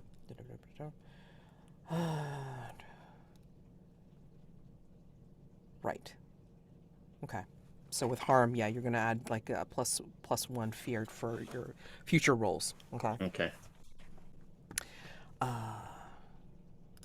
And then, yes, I apologize, Enrique. You did need to spin one of your stories because you added that die to your roll. Yeah. So, you want Right. to go ahead and pick out one of those? Mhm.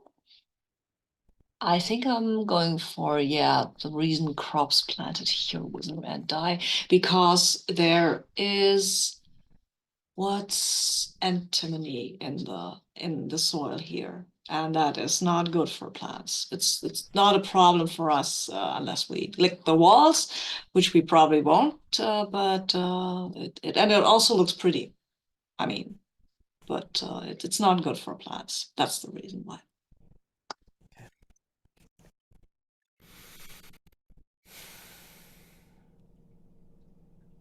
Do you know of any other effects of the antimony to this place? No, I don't think I have not studied this. I'm not a geologist or anything. I know that it's there. It's pretty. There are people who make jewelry out of that stuff, but it's never been mined. Um, Hmm. I don't know why. Hmm. Probably some local superstition, or maybe it's just not worth much. I don't think. I think I saw a glimmer of it earlier on, but I was fascinated. That was when I was still nervous about the whole thing, and I wasn't going to scrape the rock. Maybe on the way back, I'll grab it. A bit of that. Maybe I can chisel it loose or something. Might make a good gift for Paul, Yeah. unless he's I think. allergic to that too. Oh my God. I think you all, well, with the exception of Travis, like with the arm sprain, I think you will all, after he sets the pythons and the creates the rope rail essentially to help you out, you make it onto the next platform, essentially, and it opens out into another cave. Um, just an immense, sorry, vocabulary, almost like a domed space. And in this space, you actually see dwellings here. The remains of what look like wood homes, very rudimentary, almost shacks. Some are knocked down, some are just lean tos, but there are dwellings here. Here, underground. How And old there's are they? Sorry. Go no, ahead. no, no. I mean, like, they obviously not recent whatsoever. Okay. But I Okay. mean, like, you see more of the phosphor phosphorescent uh, lichens lighting up this cave, and it gives almost like you've seen those paintings like with all the lights in them, just to make it look like the painting's glowing. That's kind of like the effect that you're getting with this lichen. Not only on the cave walls, but also on some of this wood, possibly decorating or creating like thatching material for some of the more built out homes. I mean, nothing complex, but just, shelter. Shelter for whomever or whatever was here. What do you do?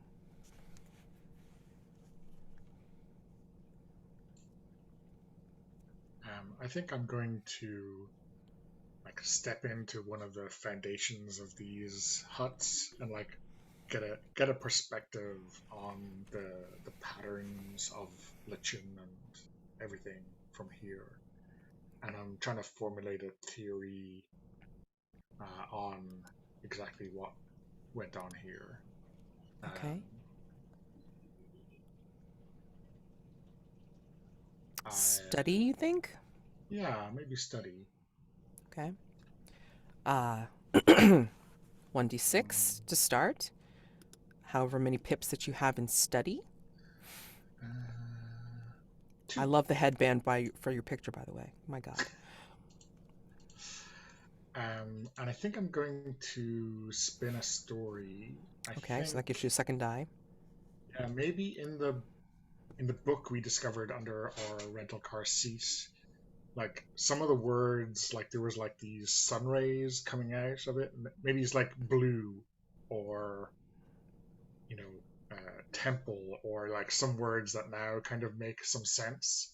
Ah, And with these kind of okay. starbursts that almost mimic the patterns on the walls. Ah, okay. All right. So, and that was one of your stories. Yeah, that's the book of. I mean, I'm stretching book of Yeah. occult symbols and signs. I Perfect. read. Perfect. Yeah. No, no, no. That's fine. That works. Totally works. Okay. So that's 4 dice. Actually, hold on. Did you have pips in study? I'm sorry. Yeah, two in study, and Yes. then I Okay. Sorry. start with Yeah. one, right? Yes, you do. And Okay, then so that's so four, that's four, four. four d6. Yep. What'd you get? I will tell you when I roll. It's a 6. Okay. So desired action without complications or consequences. And I think as you are looking at, did you take that book from the rental car?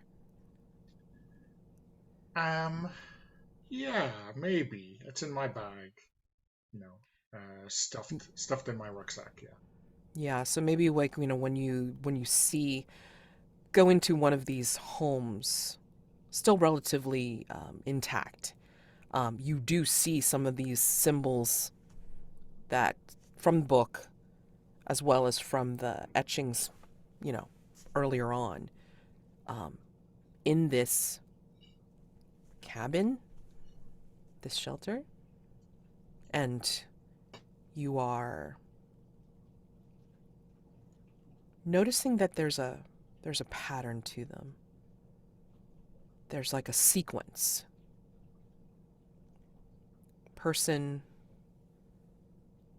jellyfish symbol, maybe a star, maybe, whatever you find, it resembles the stuff that you saw earlier. And maybe if you go to another dwelling, you also see it there as well, in a similar pattern, more symbols. And then you go to another shelter, and then there's same symbols in a lesser pattern, like less symbols in it. So this I looks like it's a wonder. complex. Yeah. I mean, I wonder if now that I'm in the center of this, maybe I make like a intuitive leap, or this is just my imagination going that it's not a sunburst, it's not the rays of the sun, it's like the tendrils or the tentacles of whatever's standing in the middle, right? And I Exactly. think that's weird enough that I will say it out loud. Okay. Let me find out what everybody else is doing before there's a reaction. um, no complications or consequences to you, but there will be a reaction. Anyway, what's everybody else doing in this little village of sorts or complex? I think I'm just listening. I'm thinking if I hear that sound again, I'm just sort of being still and listening. I think I'm hanging around Gabe, and I'm like, are you enjoying this? Well, if I have to be here, I'm gonna, be a scientist. Okay, cool, great, great. Good. I'm just letting you know that when you're done, we can leave. Like those two things are connected. Yeah. Okay.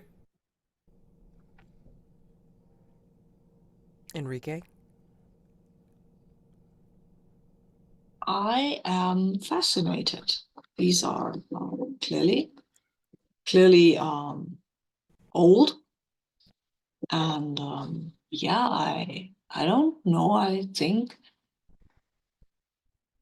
I mean, we're still looking for fossils, but Mhm. also these petroglyphs that were on the wall. I imagine there are some here as well.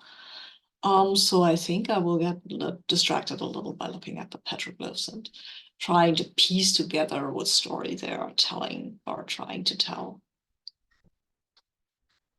Do you think you're close enough to Gabe and Sunny to hear what Gabe says? Yeah, about- yeah, definitely, definitely. I will at that point turn around and say that is an interesting observation. Did you show them the book earlier, Gabe? What you got? Did they know you had the book? I mean, I imagine whoever was sitting in the backseat of the car with me saw me like root this out from under the front seat, and then like maybe just chatter to myself about these strange patterns in it and all that kind of stuff. So I don't know. Whoever wants to have been in the backseat can definitely make that observation. I think I would have put people up in my like 4-wheel drive or something, so I would have been driving. Someone else would be in the back. Do we think it's Sunny and Gabe in the backseat because that just perfects the not pushing this agenda thing? Yeah, yeah, yeah. I think Sunny is going to be like, Enrique, are you good? Are you done? Well, we were looking for the fossil, right? This is not, there are no fossils here. What fossil, Enrique? What fossil? The fossil, the jellyfish fossil. The That what we came jellyfish fossil. what we came for. That we came for, Sunny. Remember why we came here No. into this cave? No, I've completely forgotten. Obviously. So yeah. So Travis doesn't know where this fossil is, and we're just searching for it. Yes, And that's why we're here. And we found a creepy village. Mhm. Okay. Sunny, are you nervous? Are you scared? Do you have a cave thing? Okay. No, don't. If you're uncomfortable, I mean, we can leave, obviously. Okay. No, I'm not uncomfortable. Okay. I'm You just sound a little uncomfortable. I'm just wondering Okay. why you're so sure that there's a fossil here. You found a thing. It's a Sure. drawing on the wall. Yeah. I think that gets you a Nobel Prize or whatever you're looking for. So why don't we just like, I don't know, I mean, leave now? Travis said that there were fossils. Travis said there were fossils here.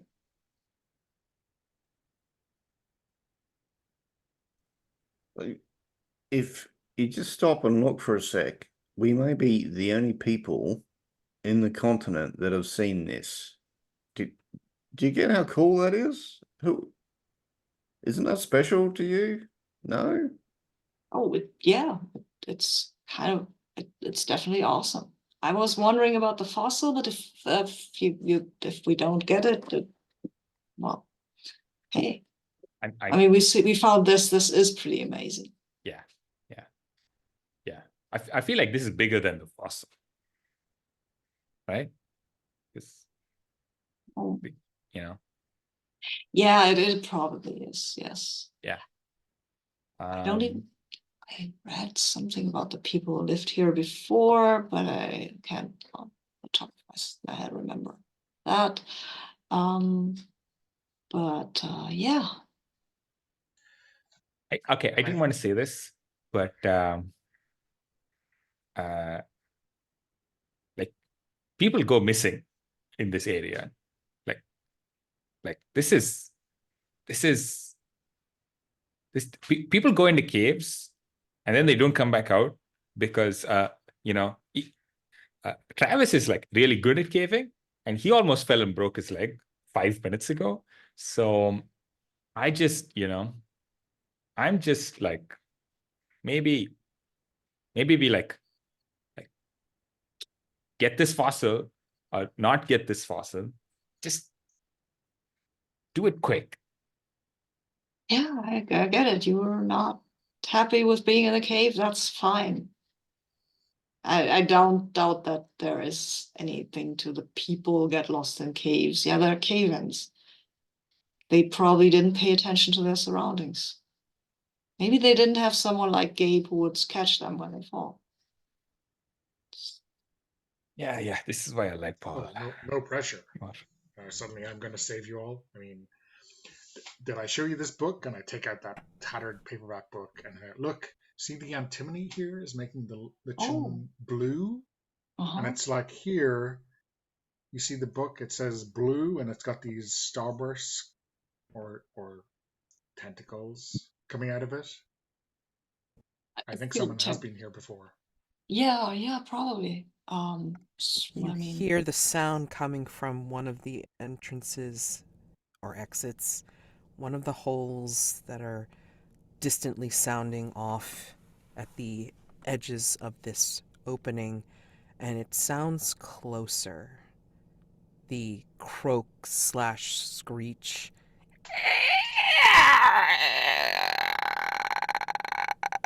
It sounds larger this time. Well, that is probably not the stone settling. As you say that, there's also tremor.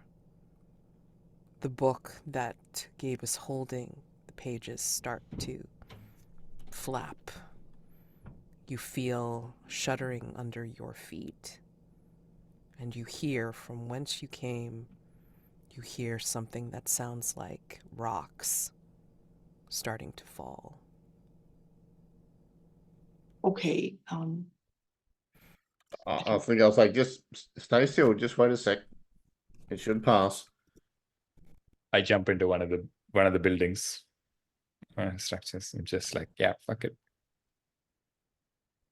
I look around because I know you should stand under something, but that might not be in case of an earthquake, but that's probably not a good. I'll do what Travis is doing. Travis knows stuff. It's gonna be fine. That croak was actually the stone settling, and that's why we have this shutter going on. Yeah, it's a good explanation. What is Travis doing? He's just like stay still, and he's just sort of looking and listening and seeing if it settles. Gabe? I mean, I'm kind of slowly circling on the spot. And maybe after a couple of rotations, I look at the book again, wherever it's settled to, and I'm looking for some kind of portent. The shuddering stops, but it's knocked some lichen, strangely enough, off of the walls. So now it's dimmer here. You hear the sound of running water further along on another side of the cave. And you noticed that there are different archways leading off to who knows where. But when you look at where you came, you see that it's partially blocked. Not enough to be completely covered, but enough that you know you can't squeeze through to get past.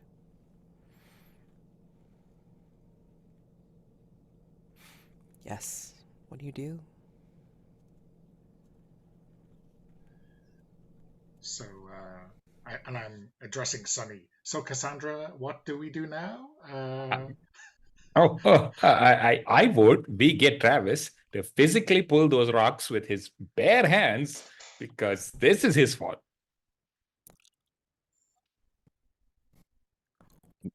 My fault. I made the earth tremor, did I? I feel assigning fault is probably not very productive right now, Sunny. Okay. Oh, but it makes us feel better.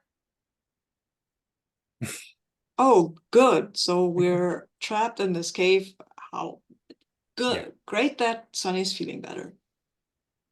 All right. So the person with one hurt arm will start clearing the rocks, while the three people with two working arms are I not going to will- help them. I That's will great. help Thanks. you. I will help you. And Thank you. maybe you could direct us as to which rocks we should pull out. Yeah. And Yeah. maybe Sonny can take a picture on his BlackBerry No, of us doing I'll that. hold the torch. That's what I'll do. I'll point this. Yeah, I'll hold this, and you pull the rocks. Okay. Because maybe your fossil's hiding under those rocks, Enrique. Just yeah.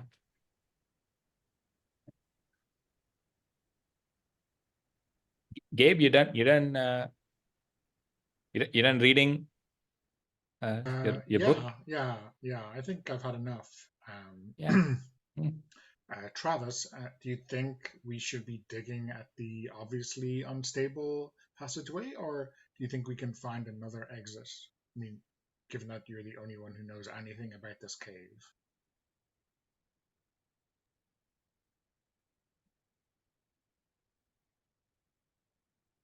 Can I do like a would it be scavenge? Use on cobalt. Yeah. Maybe Well, scout track. Yeah, know the right way to go, right? Yeah, Scout, if you want to try to figure out another way out, Scout would probably be the better one if you have any, especially if you have pips in it. I do not. Well, you can do some extra stuff. Maybe you get assistance from a companion that, or you push yourself somehow, So there's ways to get mechanically more dice. I would help you if that gives me one fear, right? Yes, that does give you one Cool. fear. So, Cool. all right. So we'll say one dice to start, another one for, well, actually no pips. So, but you do get the D6 from assistance from Enrique. And then Enrique, how are you helping to I gain more think, fear? I think, yeah, I think I'll go just in the direction that seems obvious to me, and then I get back because there was another rock fall, and I say this way is blocked. Travis, we have only these two. Maybe you choose one of them. Because There you that way the weird crow came from. I wouldn't suggest we go that way. There you go. And then you can get the last die, last bonus die, Travis, by either pushing yourself, gaining you 2 fear, or you spin a story. I've already got some fear thing because I'm wounded or something. Well, okay, so hold on. So when you do that, you are adding 1 fear to your roll, like when you roll for something. Okay. Yeah. All right. So basically you would add 2 more if you decided to push yourself instead of spinning a story. No.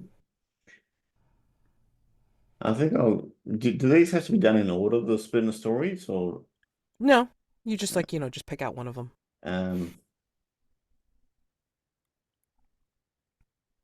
A specific sign that tells them someone stayed too long. I'm gonna think there's like an old analog watch I find amongst the rubble. Maybe it's been there a couple of decades or something, but yeah, like attached to a wrist. So it's just the bones and the watch. Yeah. Okay. Do you tell other people about that? Well, particular- Enrique's right next to me, so I don't have to tell Okay. him, but I won't mention it to the others. Oh man. Okay. Fantastic. Roll, excuse me, 3 die. Wow, 4 is the high one. Okay. I So rolled what 2 that once. Damn. All right. So on a 4, you do it with consequence, suffer harm, and a major complication. Fantastic. Wow. All right. So I think, man, you're just getting beat up, Travis. Damn it. I think as you find the Oh, I have an idea. Okay. I fall and land on my sprained arm. So I cry out in pain, which makes a lot of noise. So anything would hear me. right. It's not quiet. Right. Um, trying to think of like how to put that for your harm. Oh God. Um, Attracted attention or something, or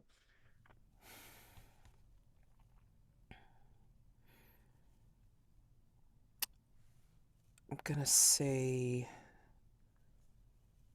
maybe I'm shaking because I'm in pain.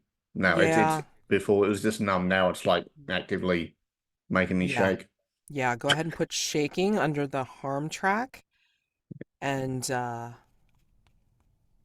hold on, let me think of the major complication here that I want to enact. Um, Now, mind you, there is a mechanic in this game that says when the character suffers consequence that they don't like, and I'll tell you what the consequence is before you decide you don't want it, you can resist. But what that means is you suffer more fear. Okay? Okay. So that is, and remember, fear is a completely separate track from harm. Yep. Like harm, yeah. Um, all right. So for the consequence,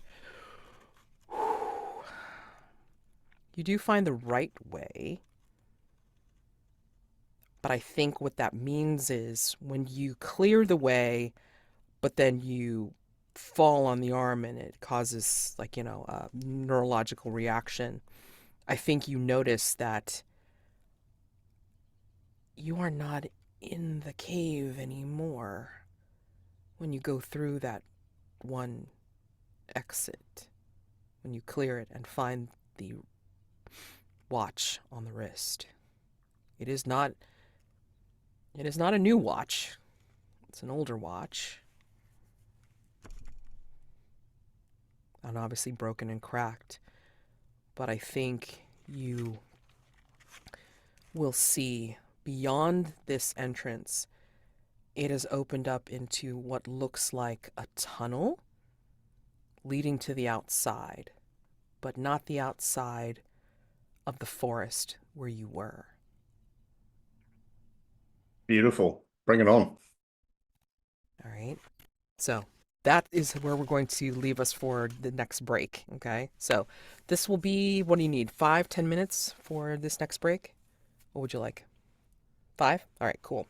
So I'll see you at the 21 mark, and yeah, we'll come back and see what's going on.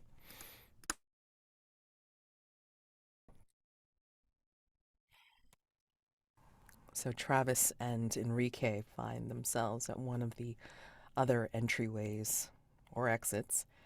What is Gabe and Sunny doing?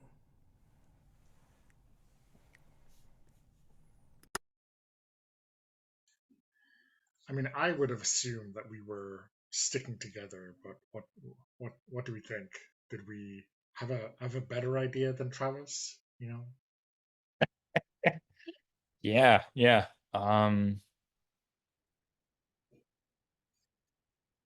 What if we're going towards that sound? Because we're like, that's probably a way out. Idiots? Wait, the running water or the croak screech? Which Oh, sound are you talking about? The croak screech that I'm convinced is coming from somewhere far away and suggests an exit. Um, or the running water, if we want to live, I'll say in wait, character. wait. There's the sound of running water that we can hear. Mhm.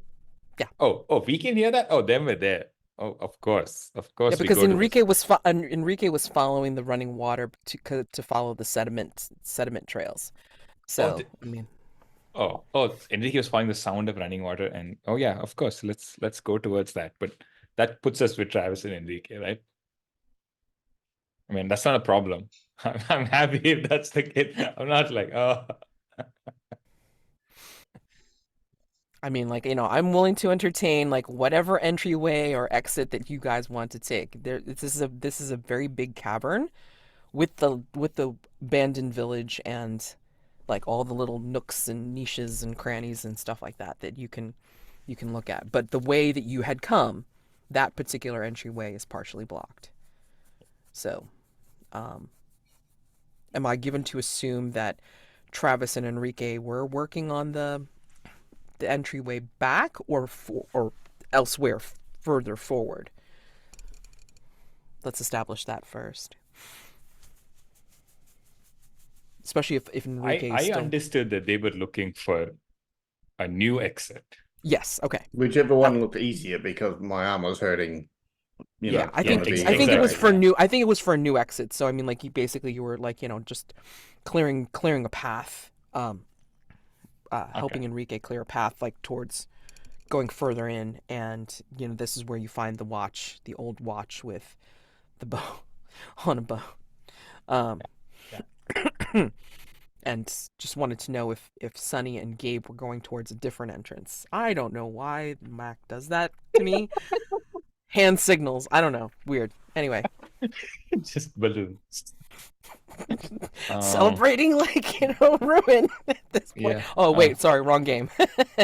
Okay. No, I think Sunny's gonna be like, Gabe,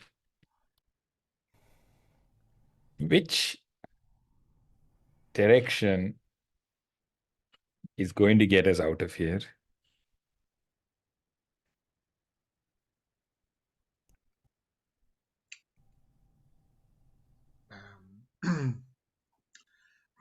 I mean, I think Travis is our best bet, to be honest, because like he knows something as opposed to nothing about this cave. Yeah. That makes sense. Can we agree that he owes us like Breakfast? Yeah. I mean, I think let's go all out and say brunch. Yeah, unlimited brunch, like one of those places. Yeah. Okay. All right. So anyway, I think this is where you guys make that decision to head towards them, and they've discovered the entryway, the other entryway, leads somewhere else. So I think you haven't quite gotten to them yet when they discover this. Enrique, Travis, what are you doing when you see this? You actually see daylight, like true daylight, but it doesn't look like the forest that you came from. That's all right. Might just be like a hill or a rocky cropping in the forest or something. That's fine. It's daylight. It's good. We can get out. Yes, exactly. I'll get my bearings and we'll be fine. And then we have, I think we can check on well, at least when Sunny comes up on his BlackBerry, where he might be able to figure out where we are. And daylight is better than being in here. I agree. And this looks like, well, I mean, it's still a deciduous forest, so we're probably in this. It's just a different corner of the forest, right? Yeah. Right. So you make your way down this passageway, and I think as you're going down, it's a little ways to get to, that clearing. And you see... I will call, not super loudly, but like for Gabe and Sunny, that we found an exit. Okay. Because I don't know if they're behind us. If they're not, I will try to let them know that we found an exit and that they maybe should come along. So I think that like you're around the bend when you make this call, and the two follow. But as you're making your way down this like the short cave corridor, I think you or the camera will see, if you don't, that there's more etchings on the wall.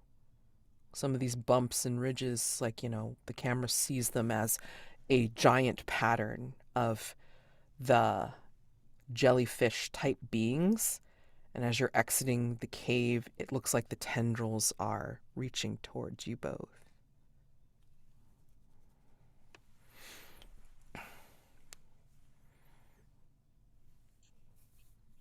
Is Sunny freaking out? I think Sunny is freaking out from your reaction, Thomas. Oh, we see that? No, you don't. The camera does as it's watching Travis and Enrique go down this tunnel. Yeah.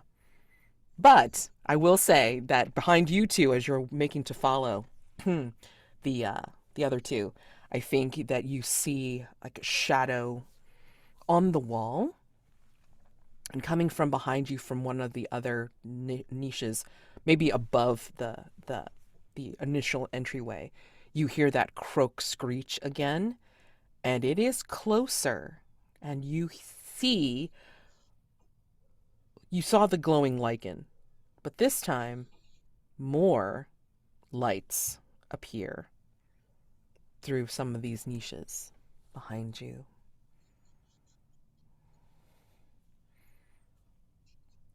And that croak screech is closer. I would like to run away. Okay. Are you And fleeing? remember the secret. You don't have to run faster than the monster. You just have to run faster than your friend. Oh, God! I would like to race my best friend. Oh my God, are you fleeing? Is Yeah. that what you're doing? No, yeah, no, I'm running towards Enrique saying we found an exit. I am just, yeah, I'm legging it. Okay. Alrighty. So let's do the flee. I love the flee. Yeah, 1d6 to start. Do you have any points in flee? I have one. Okay, another die. Okay. No assistance from companion since you're racing. Do you want to push yourself for that bonus die, or do you want to spin a story on Can it? this be like like if Gabe assists me, that's Gabe also fleeing, because otherwise Gabe has to like is Gabe is running as well.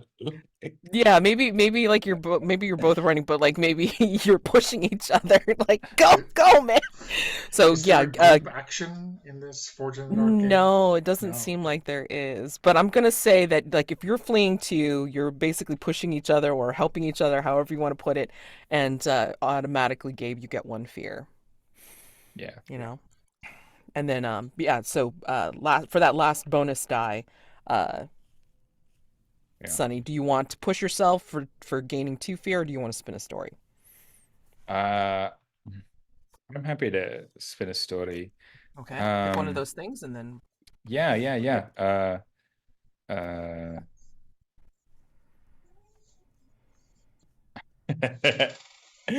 um I think I'm yelling to um I'm yeah, as I'm jostling with Gabe, trying to push him and being pushed myself, I'm like um uh I'm I think the name I give it is just the Creeper, and this is a name that I have heard people in this area give to the monster, give to something that exists here.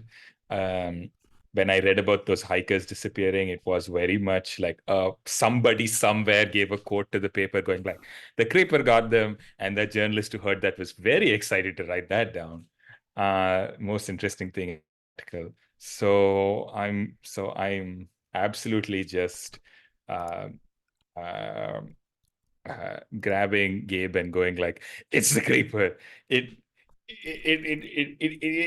eats people who come down here. Like this is a thing. Just just run." And I'm 3 die. pretty nice. Yeah. Um, Nice As result. I run and I'm pulled and push Sunny, I'm saying, this is something you could have mentioned yesterday. okay, I got 6. I'm good. Okay. So desired action without complications or consequence. Fantastic. So yes, you're running for your life and you both are dragging each other. Mads, can I propose that I and Gabe just run past Travis and Enrique? Like, just like we're like, we just bye. Like, Yeah, I think that is the case. Yeah. I mean, it's not complication or consequence, but I will say that you do in your fear-induced state, I think you do both see the tendrils reaching towards you on the walls, as if a shadow is creating the etchings made alive, and you see it as if the darkness is creeping up on you. And you make your way, burst into this clearing.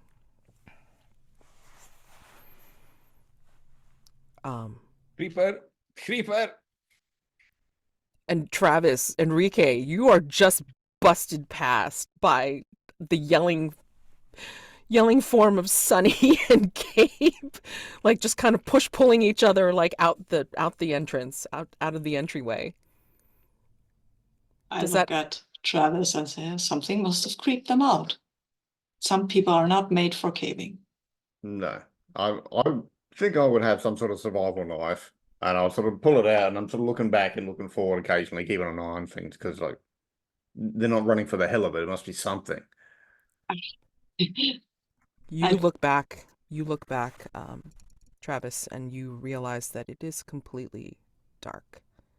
You no longer see the bend in the cave. You no longer see the light, the dim light from the lichen in the village.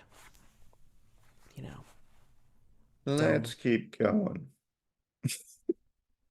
Yeah. I don't think there's anything particularly dangerous in there except for falling rocks, but fine. I'll stick with you. I'll look back, maybe try to see if I can see another fossil that I might grab, but A tendril reaching out to yeah, grab you. I mean, I can bait the trap. I have a move for that, so Yeah. You turn around, there's a tendril. What's up? I bait the hook when I doubt the trap is real, and I put myself willingly in harm's way or attract attention. I will go back a little ways and just look at stuff. Not that far. I want to see the light and the way out, but like maybe I can find a fossil. That's what we came for. Yeah, Sabine's going back, everybody. So Enrique is going back. It's good. Yes. This is normal. We're all No, happy about it. I'm not going in deep into the cave. Just look at the walls Okay. before getting out. So I'm calling this this action study. So, sure. let's build that die roll like we normally would, because it's like, let's give you a detail, but like, again, 1d6, what is it, 3 for study? Yeah. And then Can I assist by like just stopping listening? I'm just trying to listen again in case I can hear a movement or yes, because it's like I'm gonna say that if you're listening, you're gonna gain 1 fear because you hear that screeching. Oh, neat. Closer. I'm thinking that because Enrique's so freaking obsessed that, like, I think that maybe you don't pay attention to the screeching. You're like, oh, it's just some big ass frog, whatever. But Travis, you hear it as you're stopping and waiting, and you gain 1 fear definitely for that. Okay, so you are up to four die. Okay. Yeah. Let's see how that goes. Oh, that goes wonderfully wrong. What is it? It's a 3. Things fall apart. Yeah. Okay. Oh yeah. So it's all gonna happen at once. I'm just gonna say. Those other two blow past you. Travis is there listening to this thing getting way close in the darkness, and you are looking at the walls. I think before the darkness and a tendril will come out and grab you, I think you do see that there is the literal etching of the symbols that you saw in Gabe's book. But these symbols are done in such a way that they collate to make this creature, to make the jellyfish creature, with the tendrils reaching out for you before you suddenly see, too late, that one of these tendrils is reaching out for you, grabs you on the arm to drag you back in, and it burns. Oh. So, put down for harm, acid burn, and you are being pulled into the back into the cave. And do I get the fear thing here? Yes. So, I mean, if you want pardon. If I fail, I take an additional fear, so I will pull this up. So, and I have an acid burn, and I'm going to drag. I will start yelling. Yes. Because I can't exactly explain what's going on, but I know that this is okay. There must be a scientific explanation, but right now I'm not thinking about that. I'm thinking And I will I'll hit, burn. I'll burn, and I will hit the tendril with whatever, and yeah, yell. Yeah, can I try and slash at the tendril? Yeah. Do you want to just do that as a resist?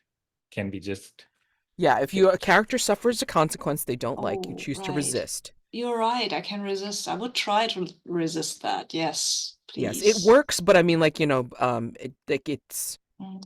take just a the bunch of fear. severity. Yeah. Mhm. Yeah. Yeah. How much fear you suffer. Mm-hmm. Sure. Okay. Okay. So, resistance roll works. Yeah. Sorry. Don't do this often enough. I apologize. All right. That's fine. So I think it builds the same exact way as a No, roll. it's based on the number of dots in the attribute. Mhm. So Yes. Okay. so if it's physical strain, that would be nerve, and you have 2 nerve. I Yeah. have 2 nerve. Yeah. Okay. So you roll two die Okay. for that, That's fine. I can do that. and then tell me Yeah. what your highest die roll is. Come on, so be another one.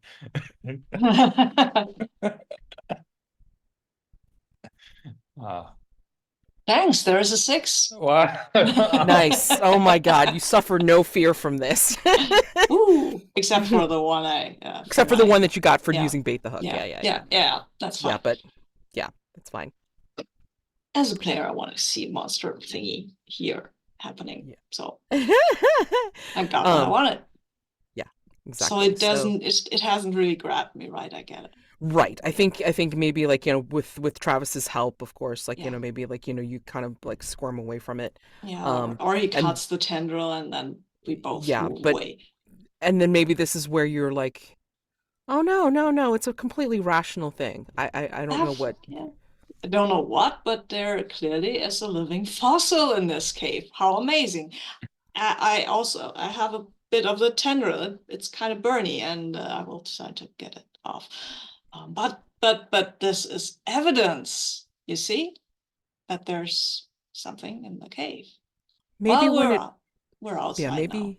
Yeah, well, maybe when you get it into the light of day, this light of day, Mhm. maybe it falls off and it kind of desiccates. So you think, oh, maybe it's just like some kind of like allergic reaction to a branch or a vine that happened to be, you know, brushing against you. Yeah, that's possible, but we didn't see any vines in there. No, there's maybe, I don't know what that is. Maybe it's just some rope, some funny, some prankster put up. That's possible, right?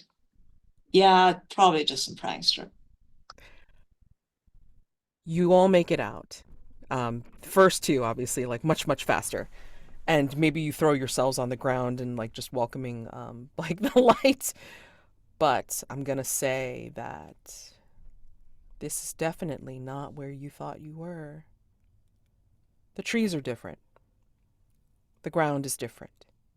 It is no longer green and lush. The trees no longer look full and healthy, or even standing tall. And I will say that even though it is daylight, you see the outline? Like, you can see like the moon out in the daylight. But I'm gonna say there's 2 moons that you see. What else? And this is a paint the scene for everybody. What else do you see in this blasted landscape that indicates you are no longer where you thought you were?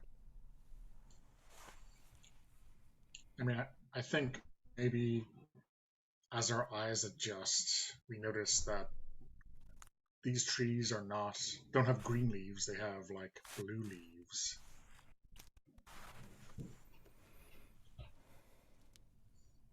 What else? C is, it doesn't have to be C, right? I think it's the smell. It doesn't smell like forest precisely. It smells kind of more like a moor or something, but it also smells like gasoline. There's this weird gasoline like It's not precisely gasoline. It's not precisely more. It's somewhere in between. It's not how a forest is supposed to smell anyway.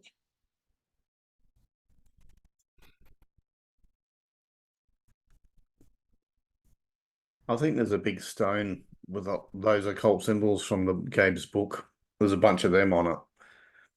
And they're, I don't know, it's almost like an eye chart. They're written out in nice, neat lines.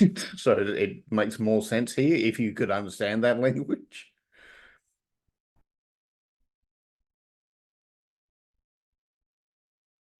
I think there's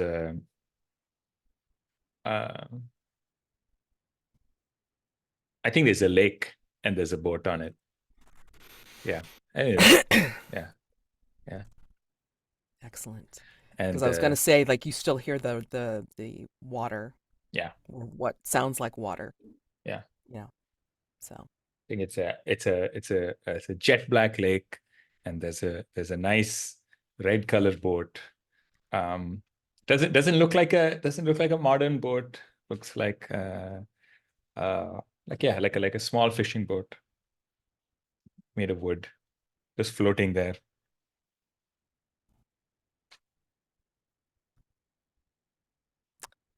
and I'm going to say that you have solved one of the obstacles.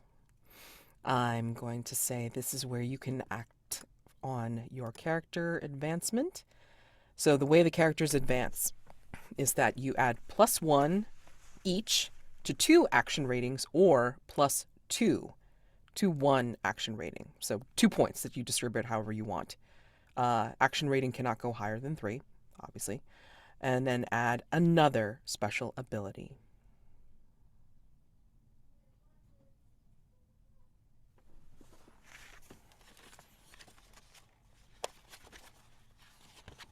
And while you do that, I'm going to look at the plot twists available to us. Pardon.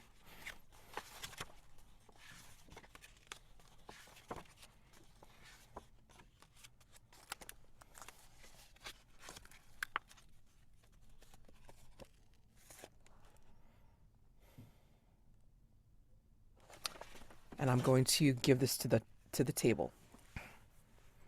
Based on the 2 criteria of what seems cool and what makes sense, which of these 3 plot twists do you want to answer? A hidden cult, a desecrated shrine, or an abandoned witch house?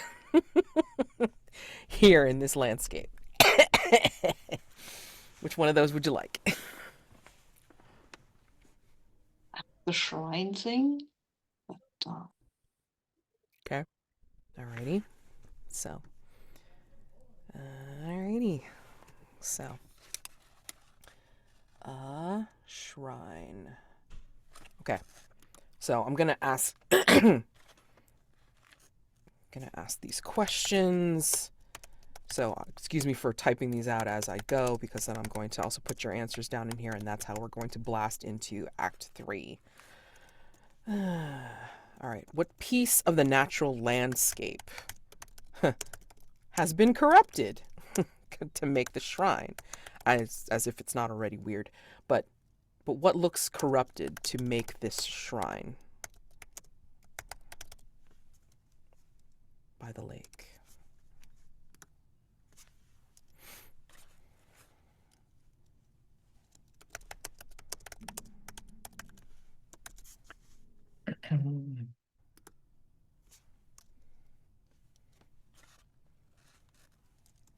It's made of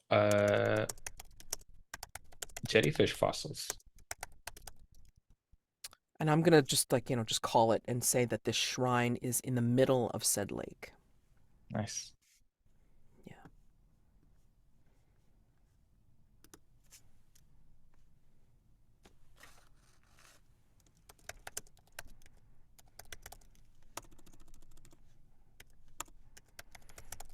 Okay. What does that smell? You smell it's not quite antimony, it's not quite gasoline, it's not definitely not water. What is it? Do we think it's like essentially jellyfish pheromones? What does that smell like, Sean? Yes, I what mean, does that smell like? I guess it smells like gasoline, but we're not in the Crow, so Nice. Nice. Yeah.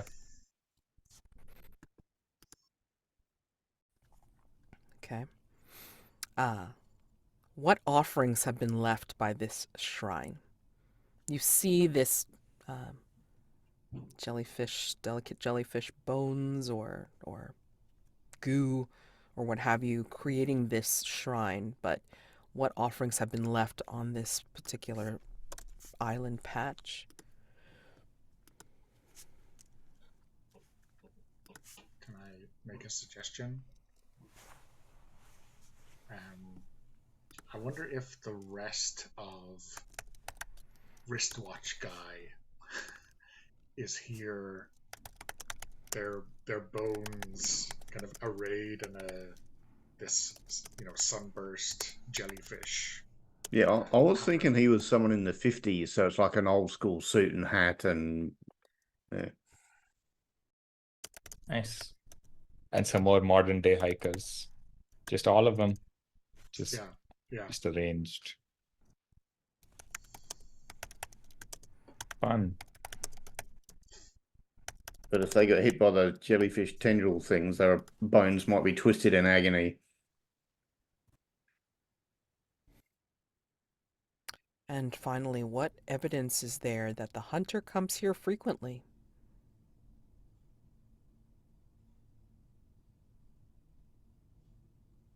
Could we Maybe say he's here now? Evidence first, and then we can get to some fun. Weird tracks, like Ooh. something big with tendrils has moved around here, and I mean, almost like as if jellyfish usually float, right? But I think what you can see is acidic tracks, I guess, on the trees and leaves around the whole place. So you can see a weird track. Maybe it drags something, so you can see that. Could Maybe also one be of the seaweed, and there's like paths in the seaweed where they've obviously yeah. gone back and forth a few times. Yeah. Yeah. Nice. This is not obviously regular seaweed. It doesn't have the same briny smell as such. I think this seaweed is more desiccated, and it is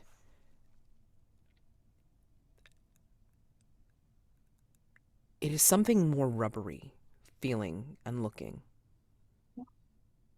to be able to survive in that strange lake.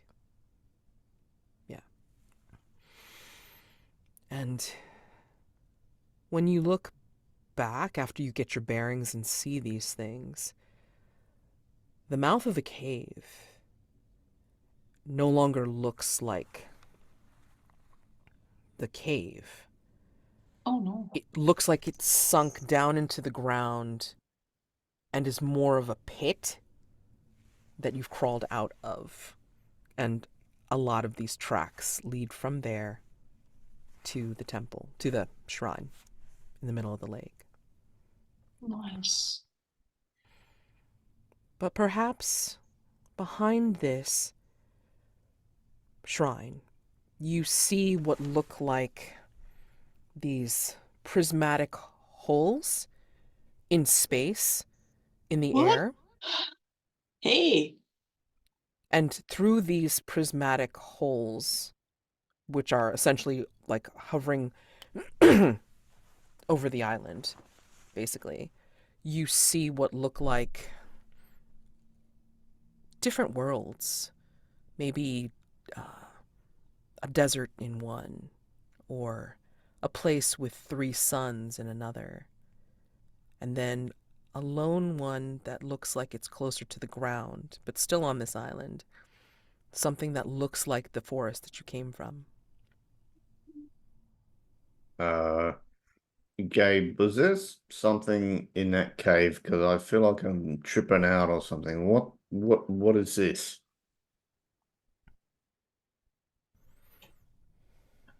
So I describe what I'm seeing, and when it's obvious from your reaction, maybe that you're seeing the same thing. Well, shared hallucinogens are not a thing as far as I'm aware. So Right. Gabe, I think you Um, remember some stuff in the book that looks like this. Good news, Sonny. We're out of the cave. Oh man. If I could push you in the lake, I would. You could, but you don't know what's going to happen to him when you do. um, Well, there has to be an explanation, Okay. right? I There mean, has to be something The here. explanation is that we're going to die, Enrique. well, less of an Well, explanation, more of a. that's not an Okay, I explanation. want I want to push Gabe in the lake as well. Oh my God. Oh my It's- God. No, I'm just kidding. I want to just push Travis. Are we close enough to the lake to be pushed into it? Have we You're moved there? between the hole, the pit that Mhm. was the cave that you came out of. Okay. And then, like, you're in this, like, kind of between space beach, if you want to call it. Mm. And the boat is there. And then the island with the jellyfish shrine is in the middle of the lake with these prismatic holes, dimension portals, whatever you want to call them, like near the shrine on the island. You know what I'd like to And do actually? I'd like to go and take a look down that friendly pit that we came out of, the safe and friendly pit. sure, Do you sure. remember, Sonny, that I was attacked just now when I Oh, was okay. looking in the pit? Just saying. So you were attacked. You agree Uh, that there was a thing there that attacked you. I don't know if it was a thing there, but this Oh, is beyond the normal amount of signs. As Gabe said, there is no such thing as a shared hallucination. yeah. You have the burn on So your arm. and I have a Henry. burn on my arm. Yeah. So I imagine that this actually is there has to be a scientific explanation. Maybe it's a wormhole. Maybe we passed through a wormhole in the Look, hey, cave. maybe one of those things can get us home because I don't think it's the way we came. Yes, I would agree. If Sunny is going back to the pit to look at the cave, I think as you you haven't even like been able to look over the edge yet, and you hear that croak screech again. Yeah. Bigger Yeah. and closer. Yeah, just start running. Just running to the boat. Just Okay. running straight to the boat. All right. I think maybe slightly before that happens, like when Enrique says there must be a scientific explanation for it. I reach into my pocket and pull out a $10 bill and hand it to Sonny. Oh God. Oh. Well, I'm very happy that you are having fun. So Sunny is running for the boat. What is everybody else doing? I'm saying to Enrique, let's go. Let's get to the boat. Let's get out of Yes. here. Yes, let's go to the boat before Sunny takes the boat and leaves us here. I'm consulting the book. Yeah. Maybe I don't think I'm running. I'm standing on the beach consulting the book. Yeah. I think you're flipping through the book. I mean, like, you see the different symbols and such that you saw in the little village. But then they culminate into what looks like a pathway, like a drawing of a pathway, leading to this shrine that they've designated at the center. And then there's radial lines coming from the shrine in this picture and showing different dimensional like the circles as you see the portals, like, hovering around the shrine. And there's coordinates. There's coordinates in each circle of the portals. Yeah. So do I need to make a study roll to identify the correct one, the correct prism for us to get through? Sure. Do you want to do that while running, or do you want to do that while in the boat? Or standing there on the beach as the screech gets louder? I mean, What I would you think I like? need to concentrate for this, so I'm gonna put up a finger. Just hold on a minute. Fabulous. Um, Okay. I'm gonna say So you're doing remember. the was it scout or study? What are you doing? I didn't study, but I'm gonna break the fourth wall a little bit here. Hmm. Hmm. I would say, remember in that movie with Samuel L. Jackson where he's leading the people out of danger, and he has this really great plan. We just need to take our time, and obviously there's a meaning in that, which is obviously spoiler alert. It doesn't go well for that character in the moments after that. I remember But this movie. yeah. Oh, Jesus. Why? Don't be that character, Gabe. Don't be that character. Jesus. I need that extra die, right? Yeah, just Um, okay. All right, fine. That's fine. Okay. Okay. Bumping into 1d6. 4. Okay. I'm gonna. Obviously, no one's sticking around to help me, so I'm gonna push myself So gain 2 fear, please. to fear. Is there a meaning to the lines of the fear, or do I just take trauma when I fill all 9 up? You take trauma when you fill all of yours up. Yeah. Okay. And I have to look at the sheet again, so I apologize for this. It's I feel like it would take a bit to gain all that fear, and each time you fill your fill track, you get one of those conditions. You mark that off, you circle that off, and then you lead into the trauma track if you get all the conditions and such. But Yeah. my concern is that I'm wondering if I was supposed to leave for every 3 you gain a trauma designation. So I mean that's a mechanical thing that I hadn't quite figured out, and I apologize for that. So anyway, you're filling the fear track, and you're gaining fear for this. So how you're up to what, 4 die? 3 die? 5 now? 5 die. Okay. Yeah. So roll 5 die and let's see what you get. Oh, a 5. So Okay. Character hesitates. Oh boy. Comes up with a different approach or do it anyway with minor consequence, which means you either get a minor complication or you suffer harm. I'll tell you exactly what you're going to do right now. You're going to suffer harm because there's going to be a tendril that comes out of the fucking pit and will take a swipe at your ass, and try to drag you in. So you can decide to come up with a different approach. no, I mean I'll take the sting. Okay. Yeah. So it's level 1 harm, right? Yes. Okay. Mm-hmm. So I'm gonna say acid swipe because again, there's a tendril.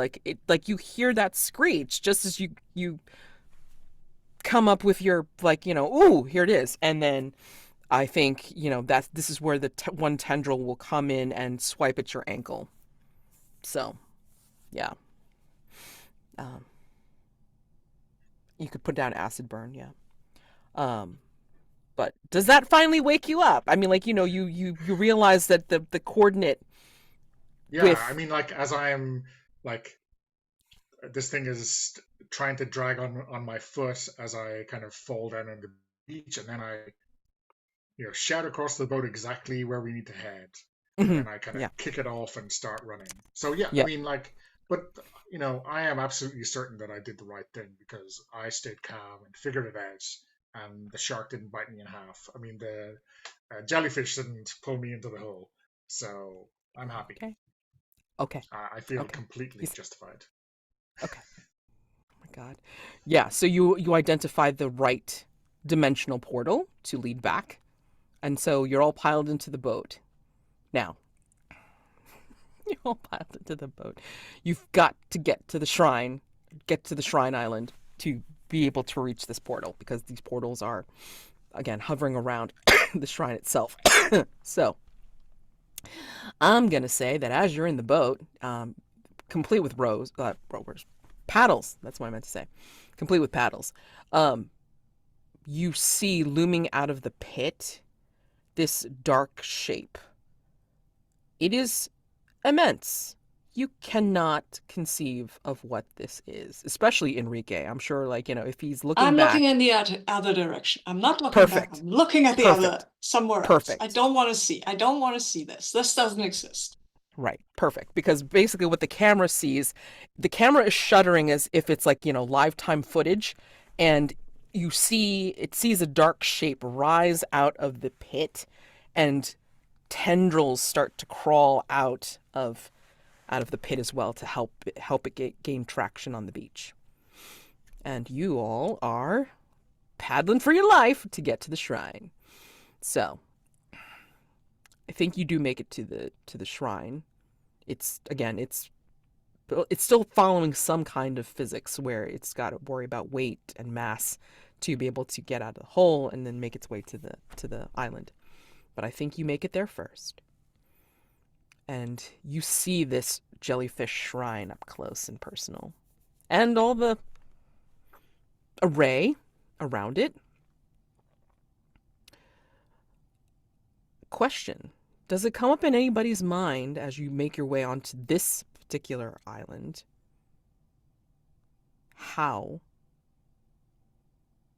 these offerings have been placed? Jellyfish did it. I thought maybe the tide rises and they just swim up and put them on. Okay. Some smaller tentacle creature. I've got a terrible idea. I mean, I think I agree the jellyfish did do it, but I think like this is not a lake. This is like a wobbly, liquidy, giant jellyfish god that we're paddling across, upon which the shrine has been placed.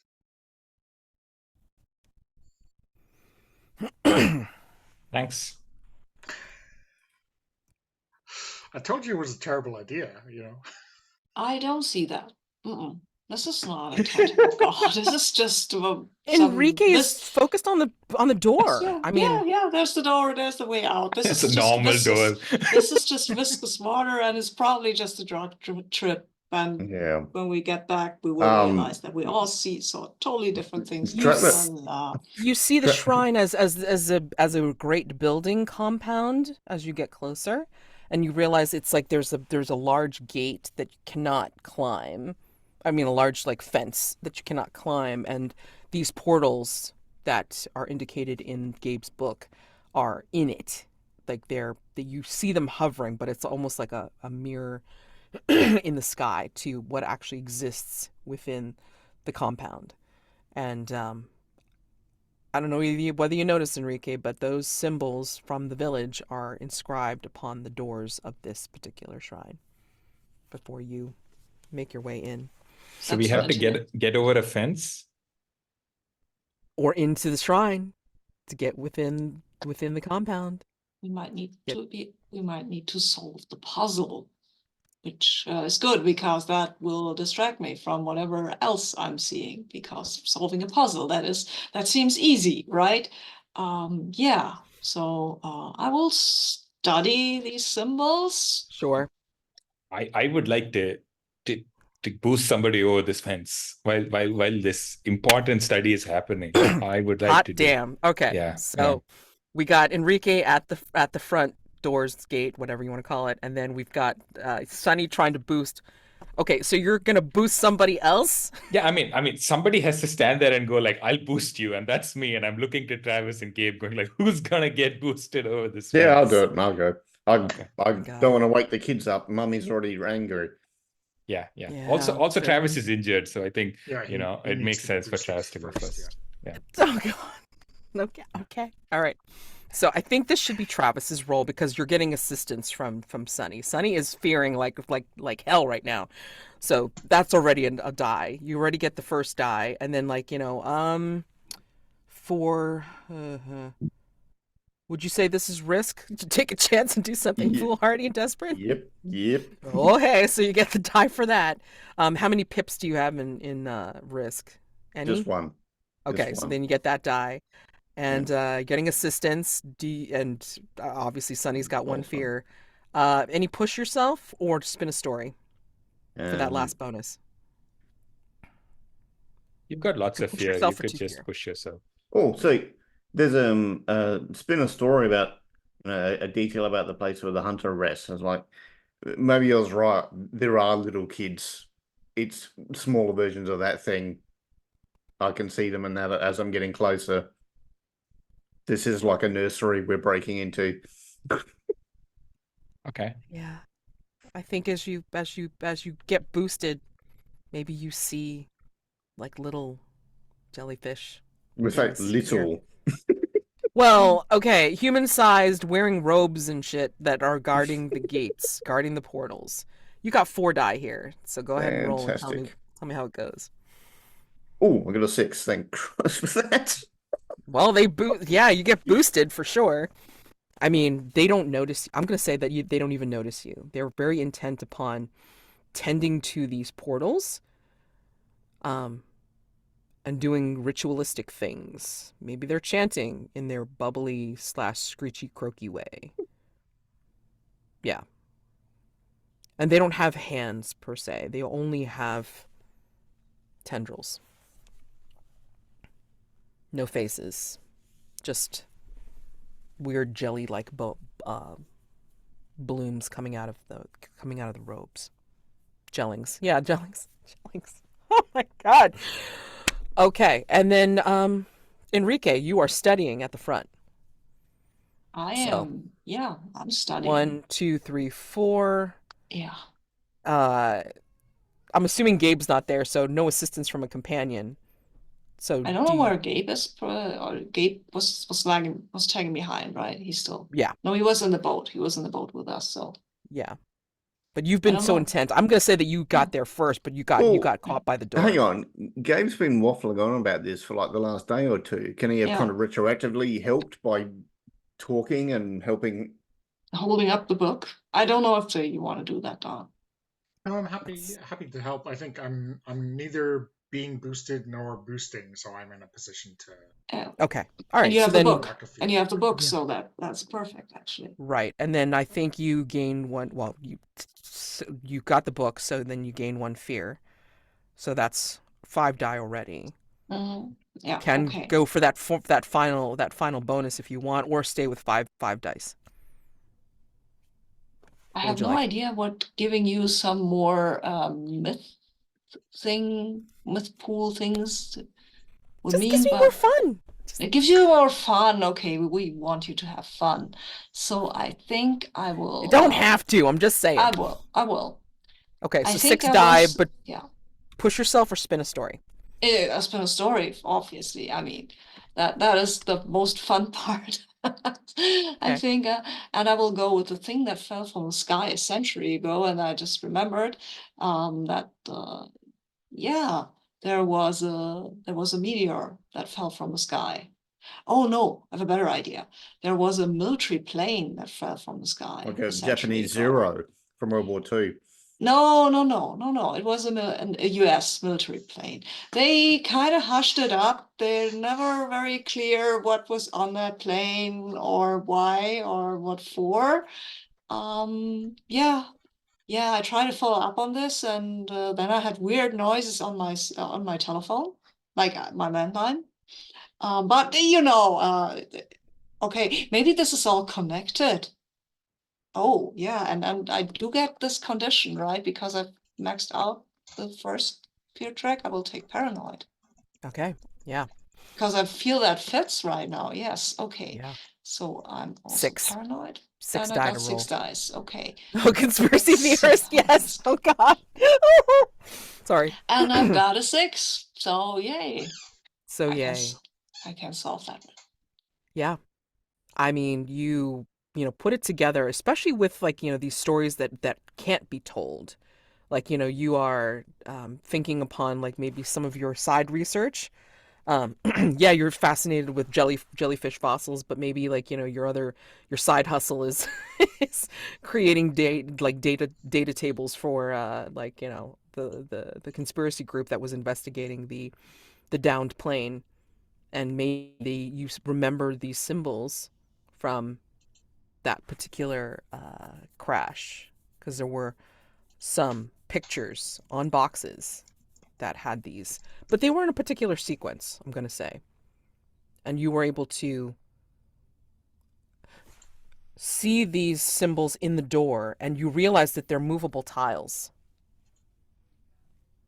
And you move the tiles into place, and you are able to open up the door.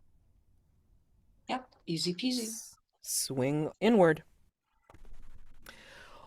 Oh boy. Okay. So I'm gonna ask you all, even though you're not all there, paint the scene. What is in this temple to indicate this is not only a place of worship, but also a platform for visiting other worlds?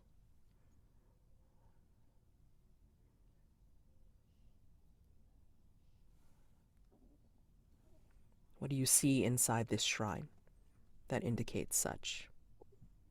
There are large pots, and in the pots grow sort of beanstalks or tendrils or something that you could climb up conceivably to one of these dimensional holes, and you can move the pots there. You have to put a bit of muscle in it, but it can be done. You can move the pots, and then you can climb up, and that's probably the purpose. The beanstalks look a bit slimy though.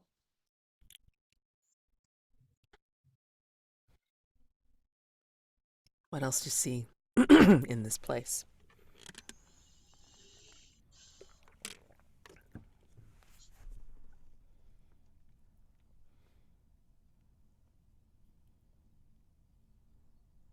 I think there's a little altar uh, uh, with a pile of books, and it's pretty clear that the book that Gabe is holding in his hand is like fits along with these.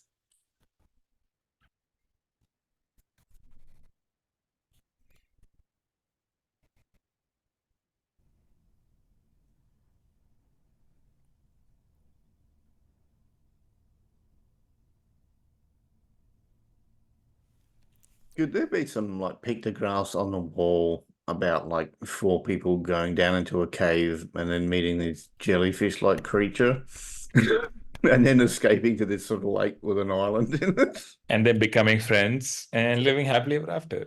Like, yeah, Not that last bit. Absolutely. that's what's on That's the one wall. whole wall. That's That's one whole wall. Becoming friends? I mean, what is this? Science fiction? This goes from the hunted to monster of the week. Never mind. Anyway, go ahead. Do you have anything to add, Gabe? I wonder if, like, through each of the kind of doorways, there's like a different type of lichen or thing growing out of it. And it's like that maybe allows the travelers to localize or adapt to the atmospheric conditions and survive beyond.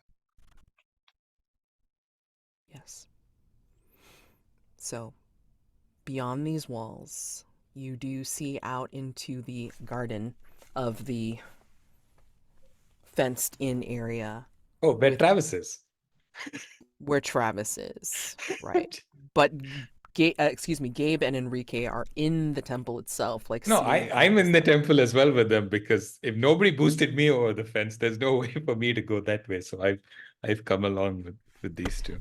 Oh I my mean- God, Sonny! God, sorry. I mean, Gabe left, and then I followed Gabe, and now I'm Oh, here, God. and I'm like, I thought I was going to get boosted in return, but sadly no. Travis is in the garden by himself, Yeah. injured, seeing these squiggly wiggly creatures. Oh my God. No, Mads, don't worry. They're going to be friends. We already Okay. figured that out. Like, yeah. Oh, if I can run towards one of the portals, I'm doing it at this point. Yeah, just goodbye. Like, Oh my God, he's like, peace out. All right, great. So, if that is your true action, Travis, I'd like to see it. Yeah. Yep, So you're I'm gonna off. flee. You're Yep. gonna flee, not still. Okay. All right, build your happy dice pool, man. 0 dice for flee. Come on, I'm Blake. not 1d6. skilled at this. Do you have anything in flee? No. Okay, so then you have to get, well, I mean, like no assistance because they're all in the temple, I guess. So it's either push yourself or spin a story to get that second die. I'm going to go a strange ritual observed by the local people. I think they bring people from elsewhere and eat them, like all chow down at the same We time. have a line on cannibalism. Like, Ah, damn it. All right, that's all right. Yep. Strange ritual observed by. Okay.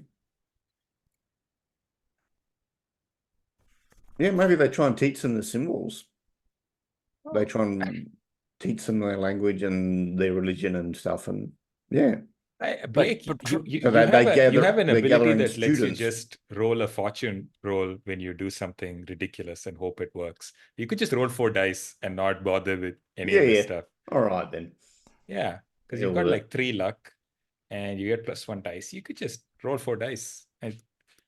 All right then. We'll do that then. actually, that's for the guide. Just so you know, it's like that's under the guide. Fortune roll is a guide action. But Oh, I mean, like, do you have any pips in it says risk? it 'Cause works as you intended. Yes, So, I have one in risk. one risk. Okay, so that gives you another die. So Okay. anything That's fine. under I'll roll. actions is a thing. So that would be 3 die that you could roll to Yep. flee. I mean, to do something foolhardy, which I think like just jumping into a portal. I don't know. I mean, I think that's pretty foolhardy. Yeah. So Well, go we for it. pointed out where they are. It's not like I'm Yeah. Desperate. Okay, so getting yeah, out of 3 it. die. Sure. There we go. Nope. 3, 3, and a 2. So 3 is the high. Things fall apart, suffer harm, complication occurs, and a hunter makes a move. Wow. Okay. I'm so sorry. I'm so sorry, Travis. It's all good. I think. Oh man. Do they see this out the window or something? Huh? Do the others see this happening Yeah, out the they window? because they can see you in the garden, and I think or this garden. I think. Holy shit. Yeah. Okay. I'm just gonna say it. So I think you decide to take desperate action past these creatures and go jumping for a portal. The one that seems to be closest to Earth, like the Earth Forest, not the Three Sun place, not the dark desert. And you run for it. But then as you go through, I think you realize that there was something that needed to open said gate. And something happens to your body. I'm not going to describe it because I don't want to get into the whole, whatever. But I'm going to say that the camera has an angle looking at the creatures from the portal's point of view. And we see this great electrical storm, and all of the creatures in the robes turn to the portal and the electrical storm and raise their tentacles and bow. And you hear the great croak screech as one. And the creature from the pit is making its approach. It's in the lake now. And it looks like this great whale of a creature that's bobbing up and down through this lake. Basically, Travis is no more. I will add a fear to my track just because, Yeah. it's appropriate. Can Travis resist that? Sure. No, that's a good story. Keep going. Okay. Oh no, we just saw Travis just vaporized trying to jump through the door that we were trying to get to. So what's our plan now? Yeah. There has to be a way to get through these, to open these things, right? There has to be. I mean, we came through the right door before, Travis didn't. So maybe it's just like we just need to go through confidently. Maybe. Maybe there's Ah, you like know a what? I'm key running. or a I'm running. I code don't Oh. care. or I'm just running and You're trying to get through the door. you're doing the I'm same doing thing? the same thing. Oh, Yes. no. Science. Yes, because Yeah. we came the right way, right? We did come the right way. It has to be, yes. No, this has to work. There is, the threat is not, I doubt the threat is real, at least for me. So, Oh my God. Okay. Are you threat is real. Okay. Bait yeah. the hook. In Mhm. harm's way or attract attention. You succeed on a 5 or 6, but you fail. You take an additional fear. All right, let's build that dice pool again. Yeah. Yeah, I mean, Yeah. 1d6 to start. Chosen action. You're taking a risk. Jesus. All right. Can I So, use flee? okay, yeah. If you want to use flee, Because I sure. want to flee. I want to flee. I want to get away from How here. many points do you Whatever. have in flee? 2. Okay, so that's 3 dice. Yep. Just think tell me I'm- if you have any bonus die that you want to add to I this. will push myself Okay, because so I feel that two that's kind of 2 more fear. appropriate. Okay, Yep. so that's That's 4 die. Yep. great. Okay, roll please.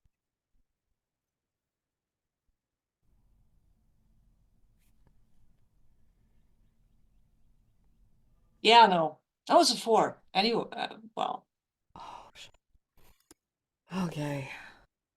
Well, a 4. yeah, it's a 4. Take It's take an additional fear, okay. and you Okay. do it with consequence and a major That's complication. That's fine. It's fine. All right, It's so fine. It's all fine.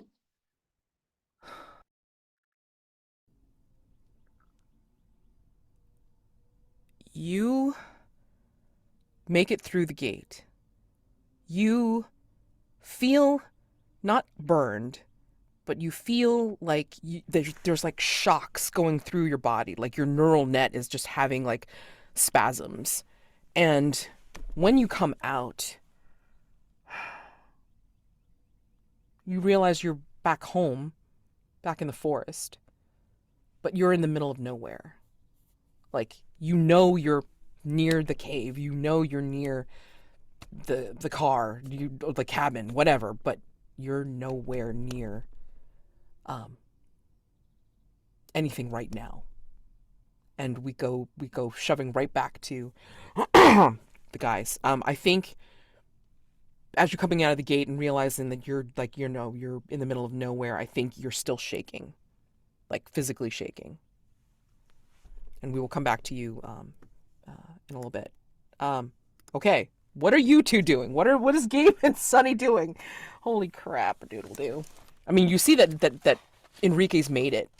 Like, you see his blurry form, like, having gone through the gate and not suffered, like, any electrical shock that Travis did. Do we think there's like some other piece of the puzzle we need to get first, or do we just need to risk it for a biscuit?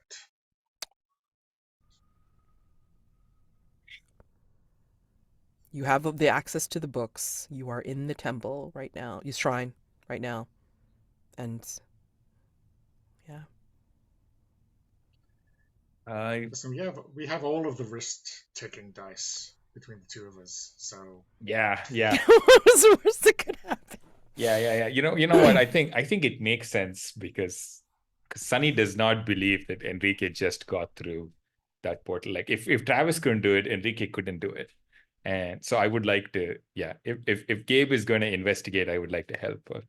Yeah. okay, yeah. Okay. So So- maybe a study Yeah. to figure out the combo or the code or whatever it is to get Yeah. through Yeah. unjellified. Like, do we need a piece of the jellyfish to go through safely? Like, is it like is it one of Yeah. those things? Is it like All a right. blood sacrifice? I'll sacrifice Gabe. I'll do it. Oh my God. If that's what it is. When did this turn into Trophy Dark? All right, hold on. 1d6 to start. How many study do you have? I have 2 study. So that brings it up to 3. Assistance from a companion, and Sunny is fearing all over the damn place. So yes, I mean, you get that fourth Yeah. die. Do you want that last And- die from Push Yourself or Spin a Story? Yeah, I mean, does it seem cheap to spin a story now? No, I mean, Or- you do what you okay. want. That is your die roll. Yeah, so I think the reason that electronic devices are unreliable out here is a very broad swathe, is like the electrical impulses from the jellyfish Mhm. tentacles, right? Nice. Um, Okay. Great. And maybe that's like a sub-neural communications net, right? That is Yeah, just interfering with the signal. Nice. absolutely. So you have 5 die. Roll it. Yeah. Yeah. So Island of Fury. Oh my god. Oh God, there we go. Oh, phew. double sixes. Yeah. Oh, wow. Okay. Well, you know what? Given the massive success, I'm gonna say whatever you do, yes, you do take 1 die forward for that, for sure. Um, and then yeah, you realize that tr God, it is about sacrifice. It required a blood sacrifice to make the portal go to open. So Travis didn't make it through, sacrificed, and then Enrique did make it. That you Oh glean that from the symbols in the shit! books. Oh shit! Oh no! Oh no! So can I try something? Assuming that Travis's sacrifice hasn't opened it for all travelers, right? Yeah, I think Which so. I think. So the Well, I mean, let me ask you something, because you were the one that studied yeah. it. What is your Yeah. determination of what that means for the So sacrifice? I think the like the reason the wrist with the wristwatch is left there is that it doesn't have to be like a full body sacrifice. It can be like a substantial bit. Okay. But it has to be something that's been touched or like infused with the jellyfish sting. So I think, I have to leave behind my foot that's already been stung. Wow. Okay. All right. Well, So I think there is a there is a ask first on self harm, and there is a veil on graphic gore. So I think maybe we can just leave this to a roll, or yes. say we do it. Let's totally you don't have to narrate it in full or whatever, but I mean yeah, just yeah. Because basically what you're saying is it's like nobody's sacrificing themselves today to get somebody else out. Yeah, I'm gonna try to rules lawyer my way through this. That's fine. I mean, parlay. I don't prefer using the term rules lawyer just because Yeah, it's like, yeah. I don't play by rules is written usually. So, I mean, parlay me. Tell me how it works. I meant like as a character. Yeah. Gabe is like trying to rules lawyer through exactly what a sacrifice means. Okay, that's fine. But I would be very happy for it to be like, depending on the role, maybe that's enough. And if it's not enough, then maybe I need to go full sacrifice to get Sunny through. We'll see. Alrighty. So your plan is to provide something to the portal to allow you both through? Yeah. Okay. Yeah. All right. So that's go for it. So we gave you what is it, 1 max? just for rolling, 2 for risk. Yep. You said +1 forward, right? So that's +1 forward. Yep. I mean, no, that's too great a sacrifice. So Sunny would never do that. Sunny would never do that. I'm sorry. He would not. He just wouldn't. Am I getting help from Sunny? Yeah. Okay.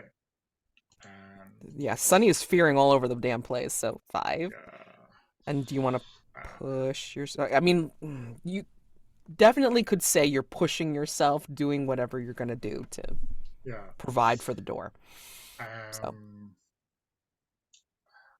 I wonder if this is, maybe I can break the fourth wall again and talk about some kind of ruse in a movie where someone like, or something really like, someone is stuck in a bear trap and has got to, pull themselves free, and it's, the necessary, if terrible thing to survive a situation. Okay. And I'm just gonna ask before you do the mechanic. Do you say anything to each other before you do this very risky action?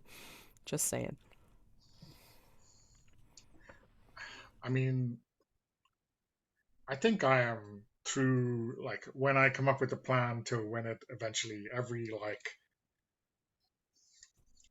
8 or 9 seconds, I just say fuck. Like, Okay. Great. That's perfect. and this is, like, some of it is to force myself to go through it, and some is me realizing exactly what it is we're going to do. Yep. And there's a whole spectrum of fucks that I am Okay. entering in this. Okay. All right, roll.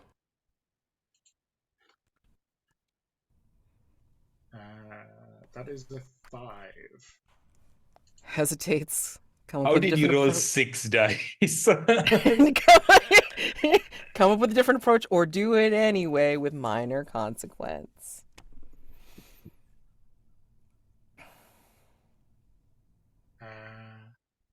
Yeah, I don't know. Do we? Okay, can I pitch that Yeah. Gabe goes through and Sunny can't. Like the sacrifice is enough for Gabe.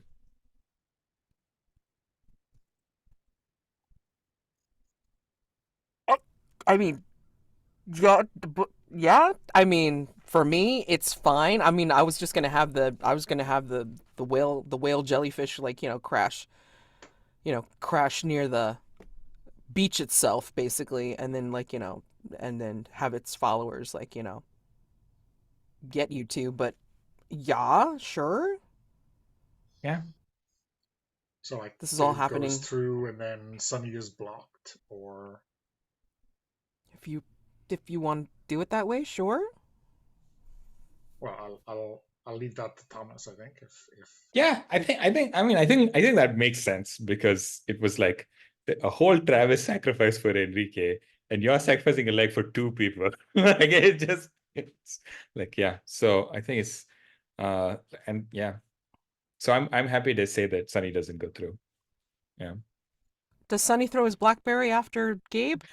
Why would he do that? I don't know. I'm just asking. Why I would mean, he like, do that? save the BlackBerry. I don't know. Why I'm would he, just like- asking. Okay. All right. Cool. we, All right. we see what do we see? Like Sunny about to step through the portal and then holding up his BlackBerry. Do I get a signal? Yes. Yeah.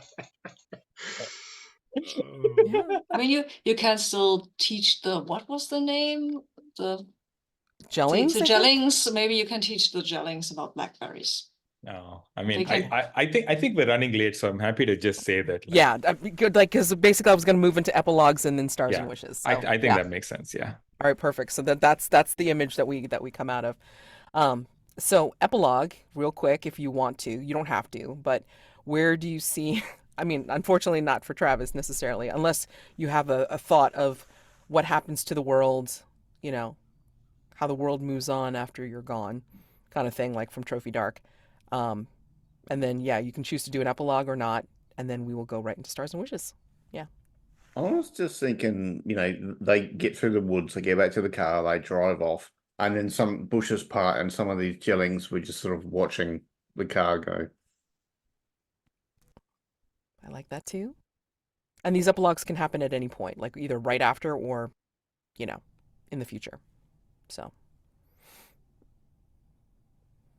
I mean, I think Gabe and Enrique are in different places, maybe, but like Mhm. Gabe just appears near the cabin or near the road from the town to the cabin, and like he's putting a tourniquet around his calf, and then like a local drives by in their pickup and gets out and nods and says, "Creepers, huh?" and like just pulls him into the passenger seat and says, like, "Let's get you to the hospital." Like, this happens all the Jesus. time. This Holy happens all the shit. time. Oh my God. Oh. I think this is a bit later for Enrique, and I think we will see him Yeah, he's in the schoolroom, just finished the class, everything looks super normal. His BlackBerry rings, he has a little brief talk with Paul, and then he goes into one of the closets that you have in schools. He has the key, he opens it, and then you can see, and in the closet are a lot of these weird symbols, and he's looks at them and then draws another one. You can see a tiny little hole appear where behind which you can hear or smell the gellings.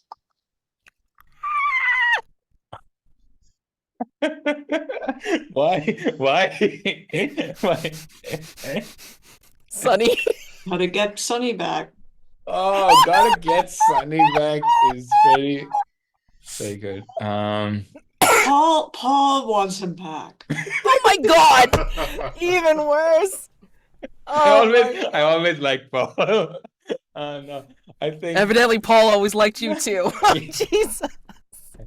uh, I think for uh, um, I think all that happens is like, like I think like 7 days later, whenever this is, like I think Gabe's like sitting in his wherever and gets a message on his phone, like from Sunny that just says looking forward to the trip. And it's not clear if it was just an old message that got delivered late or something weirder. But like, yeah. Oh, I'm devastated. God dang it. Okay, and then the movie credits roll, and then Yeah. we hear like some kind of music going on, which sounds completely incongruous to what just happened. Holy crap, that was beautiful. Thank you guys so much. Wow. Woo! So stars for all of that.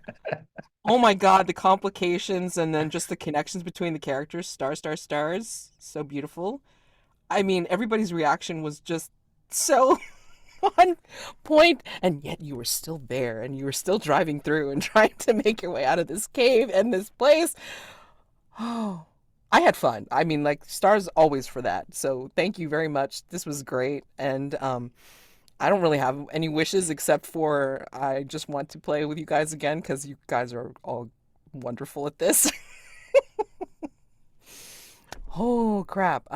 There were specific moments, of course there are, but I mean, like, yeah, I can never mention them all, like, the specifically. So again, stars to everyone for this. Thank you.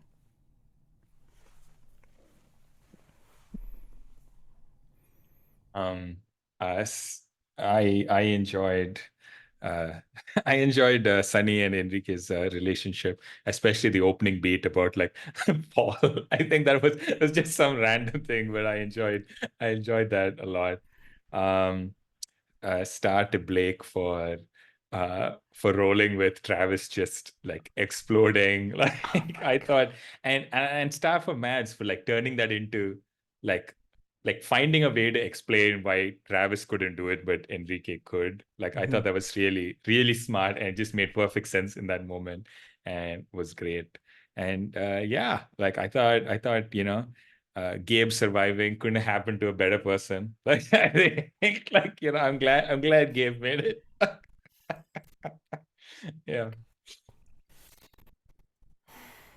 Yeah, stars all around. This was really fun. The characters were all very fun. I loved the Jock with his BlackBerry, like not the traditional Jock, but more like a tech Jock, tech pro Mhm. Jock. That was amazing.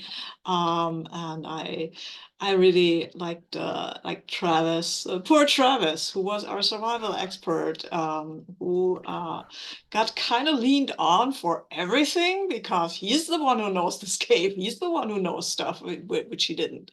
That was fun too. And yeah, and Gabe was like our straight man, I guess, almost like the one who was like, yeah, okay, help. And then he sacrificed his foot, and Sunny didn't even make it through. I'm sorry. That was that was appropriately terrible. Yeah, and then sorry to you, Mads, for all the descriptions and the weirdness. The whole thing was like, yeah, we can explain this away. We can explain this away. We can't explain this. Mm-mm. No, no way. That was great. I loved it. So cool. I guess plenty of my stars have already been mentioned. So maybe in general, I love the passive aggressive friend group vibe we had going, which was just hilarious. And I think more than usual, the chat was busy with great side jokes and you know incredible observations that we didn't see in the game. So yeah, save that chat in the Zoom recording folder, Mads. Absolutely, I always do. Yes, absolutely, because chat is insane. Holy crap. Yeah, so that's it for me.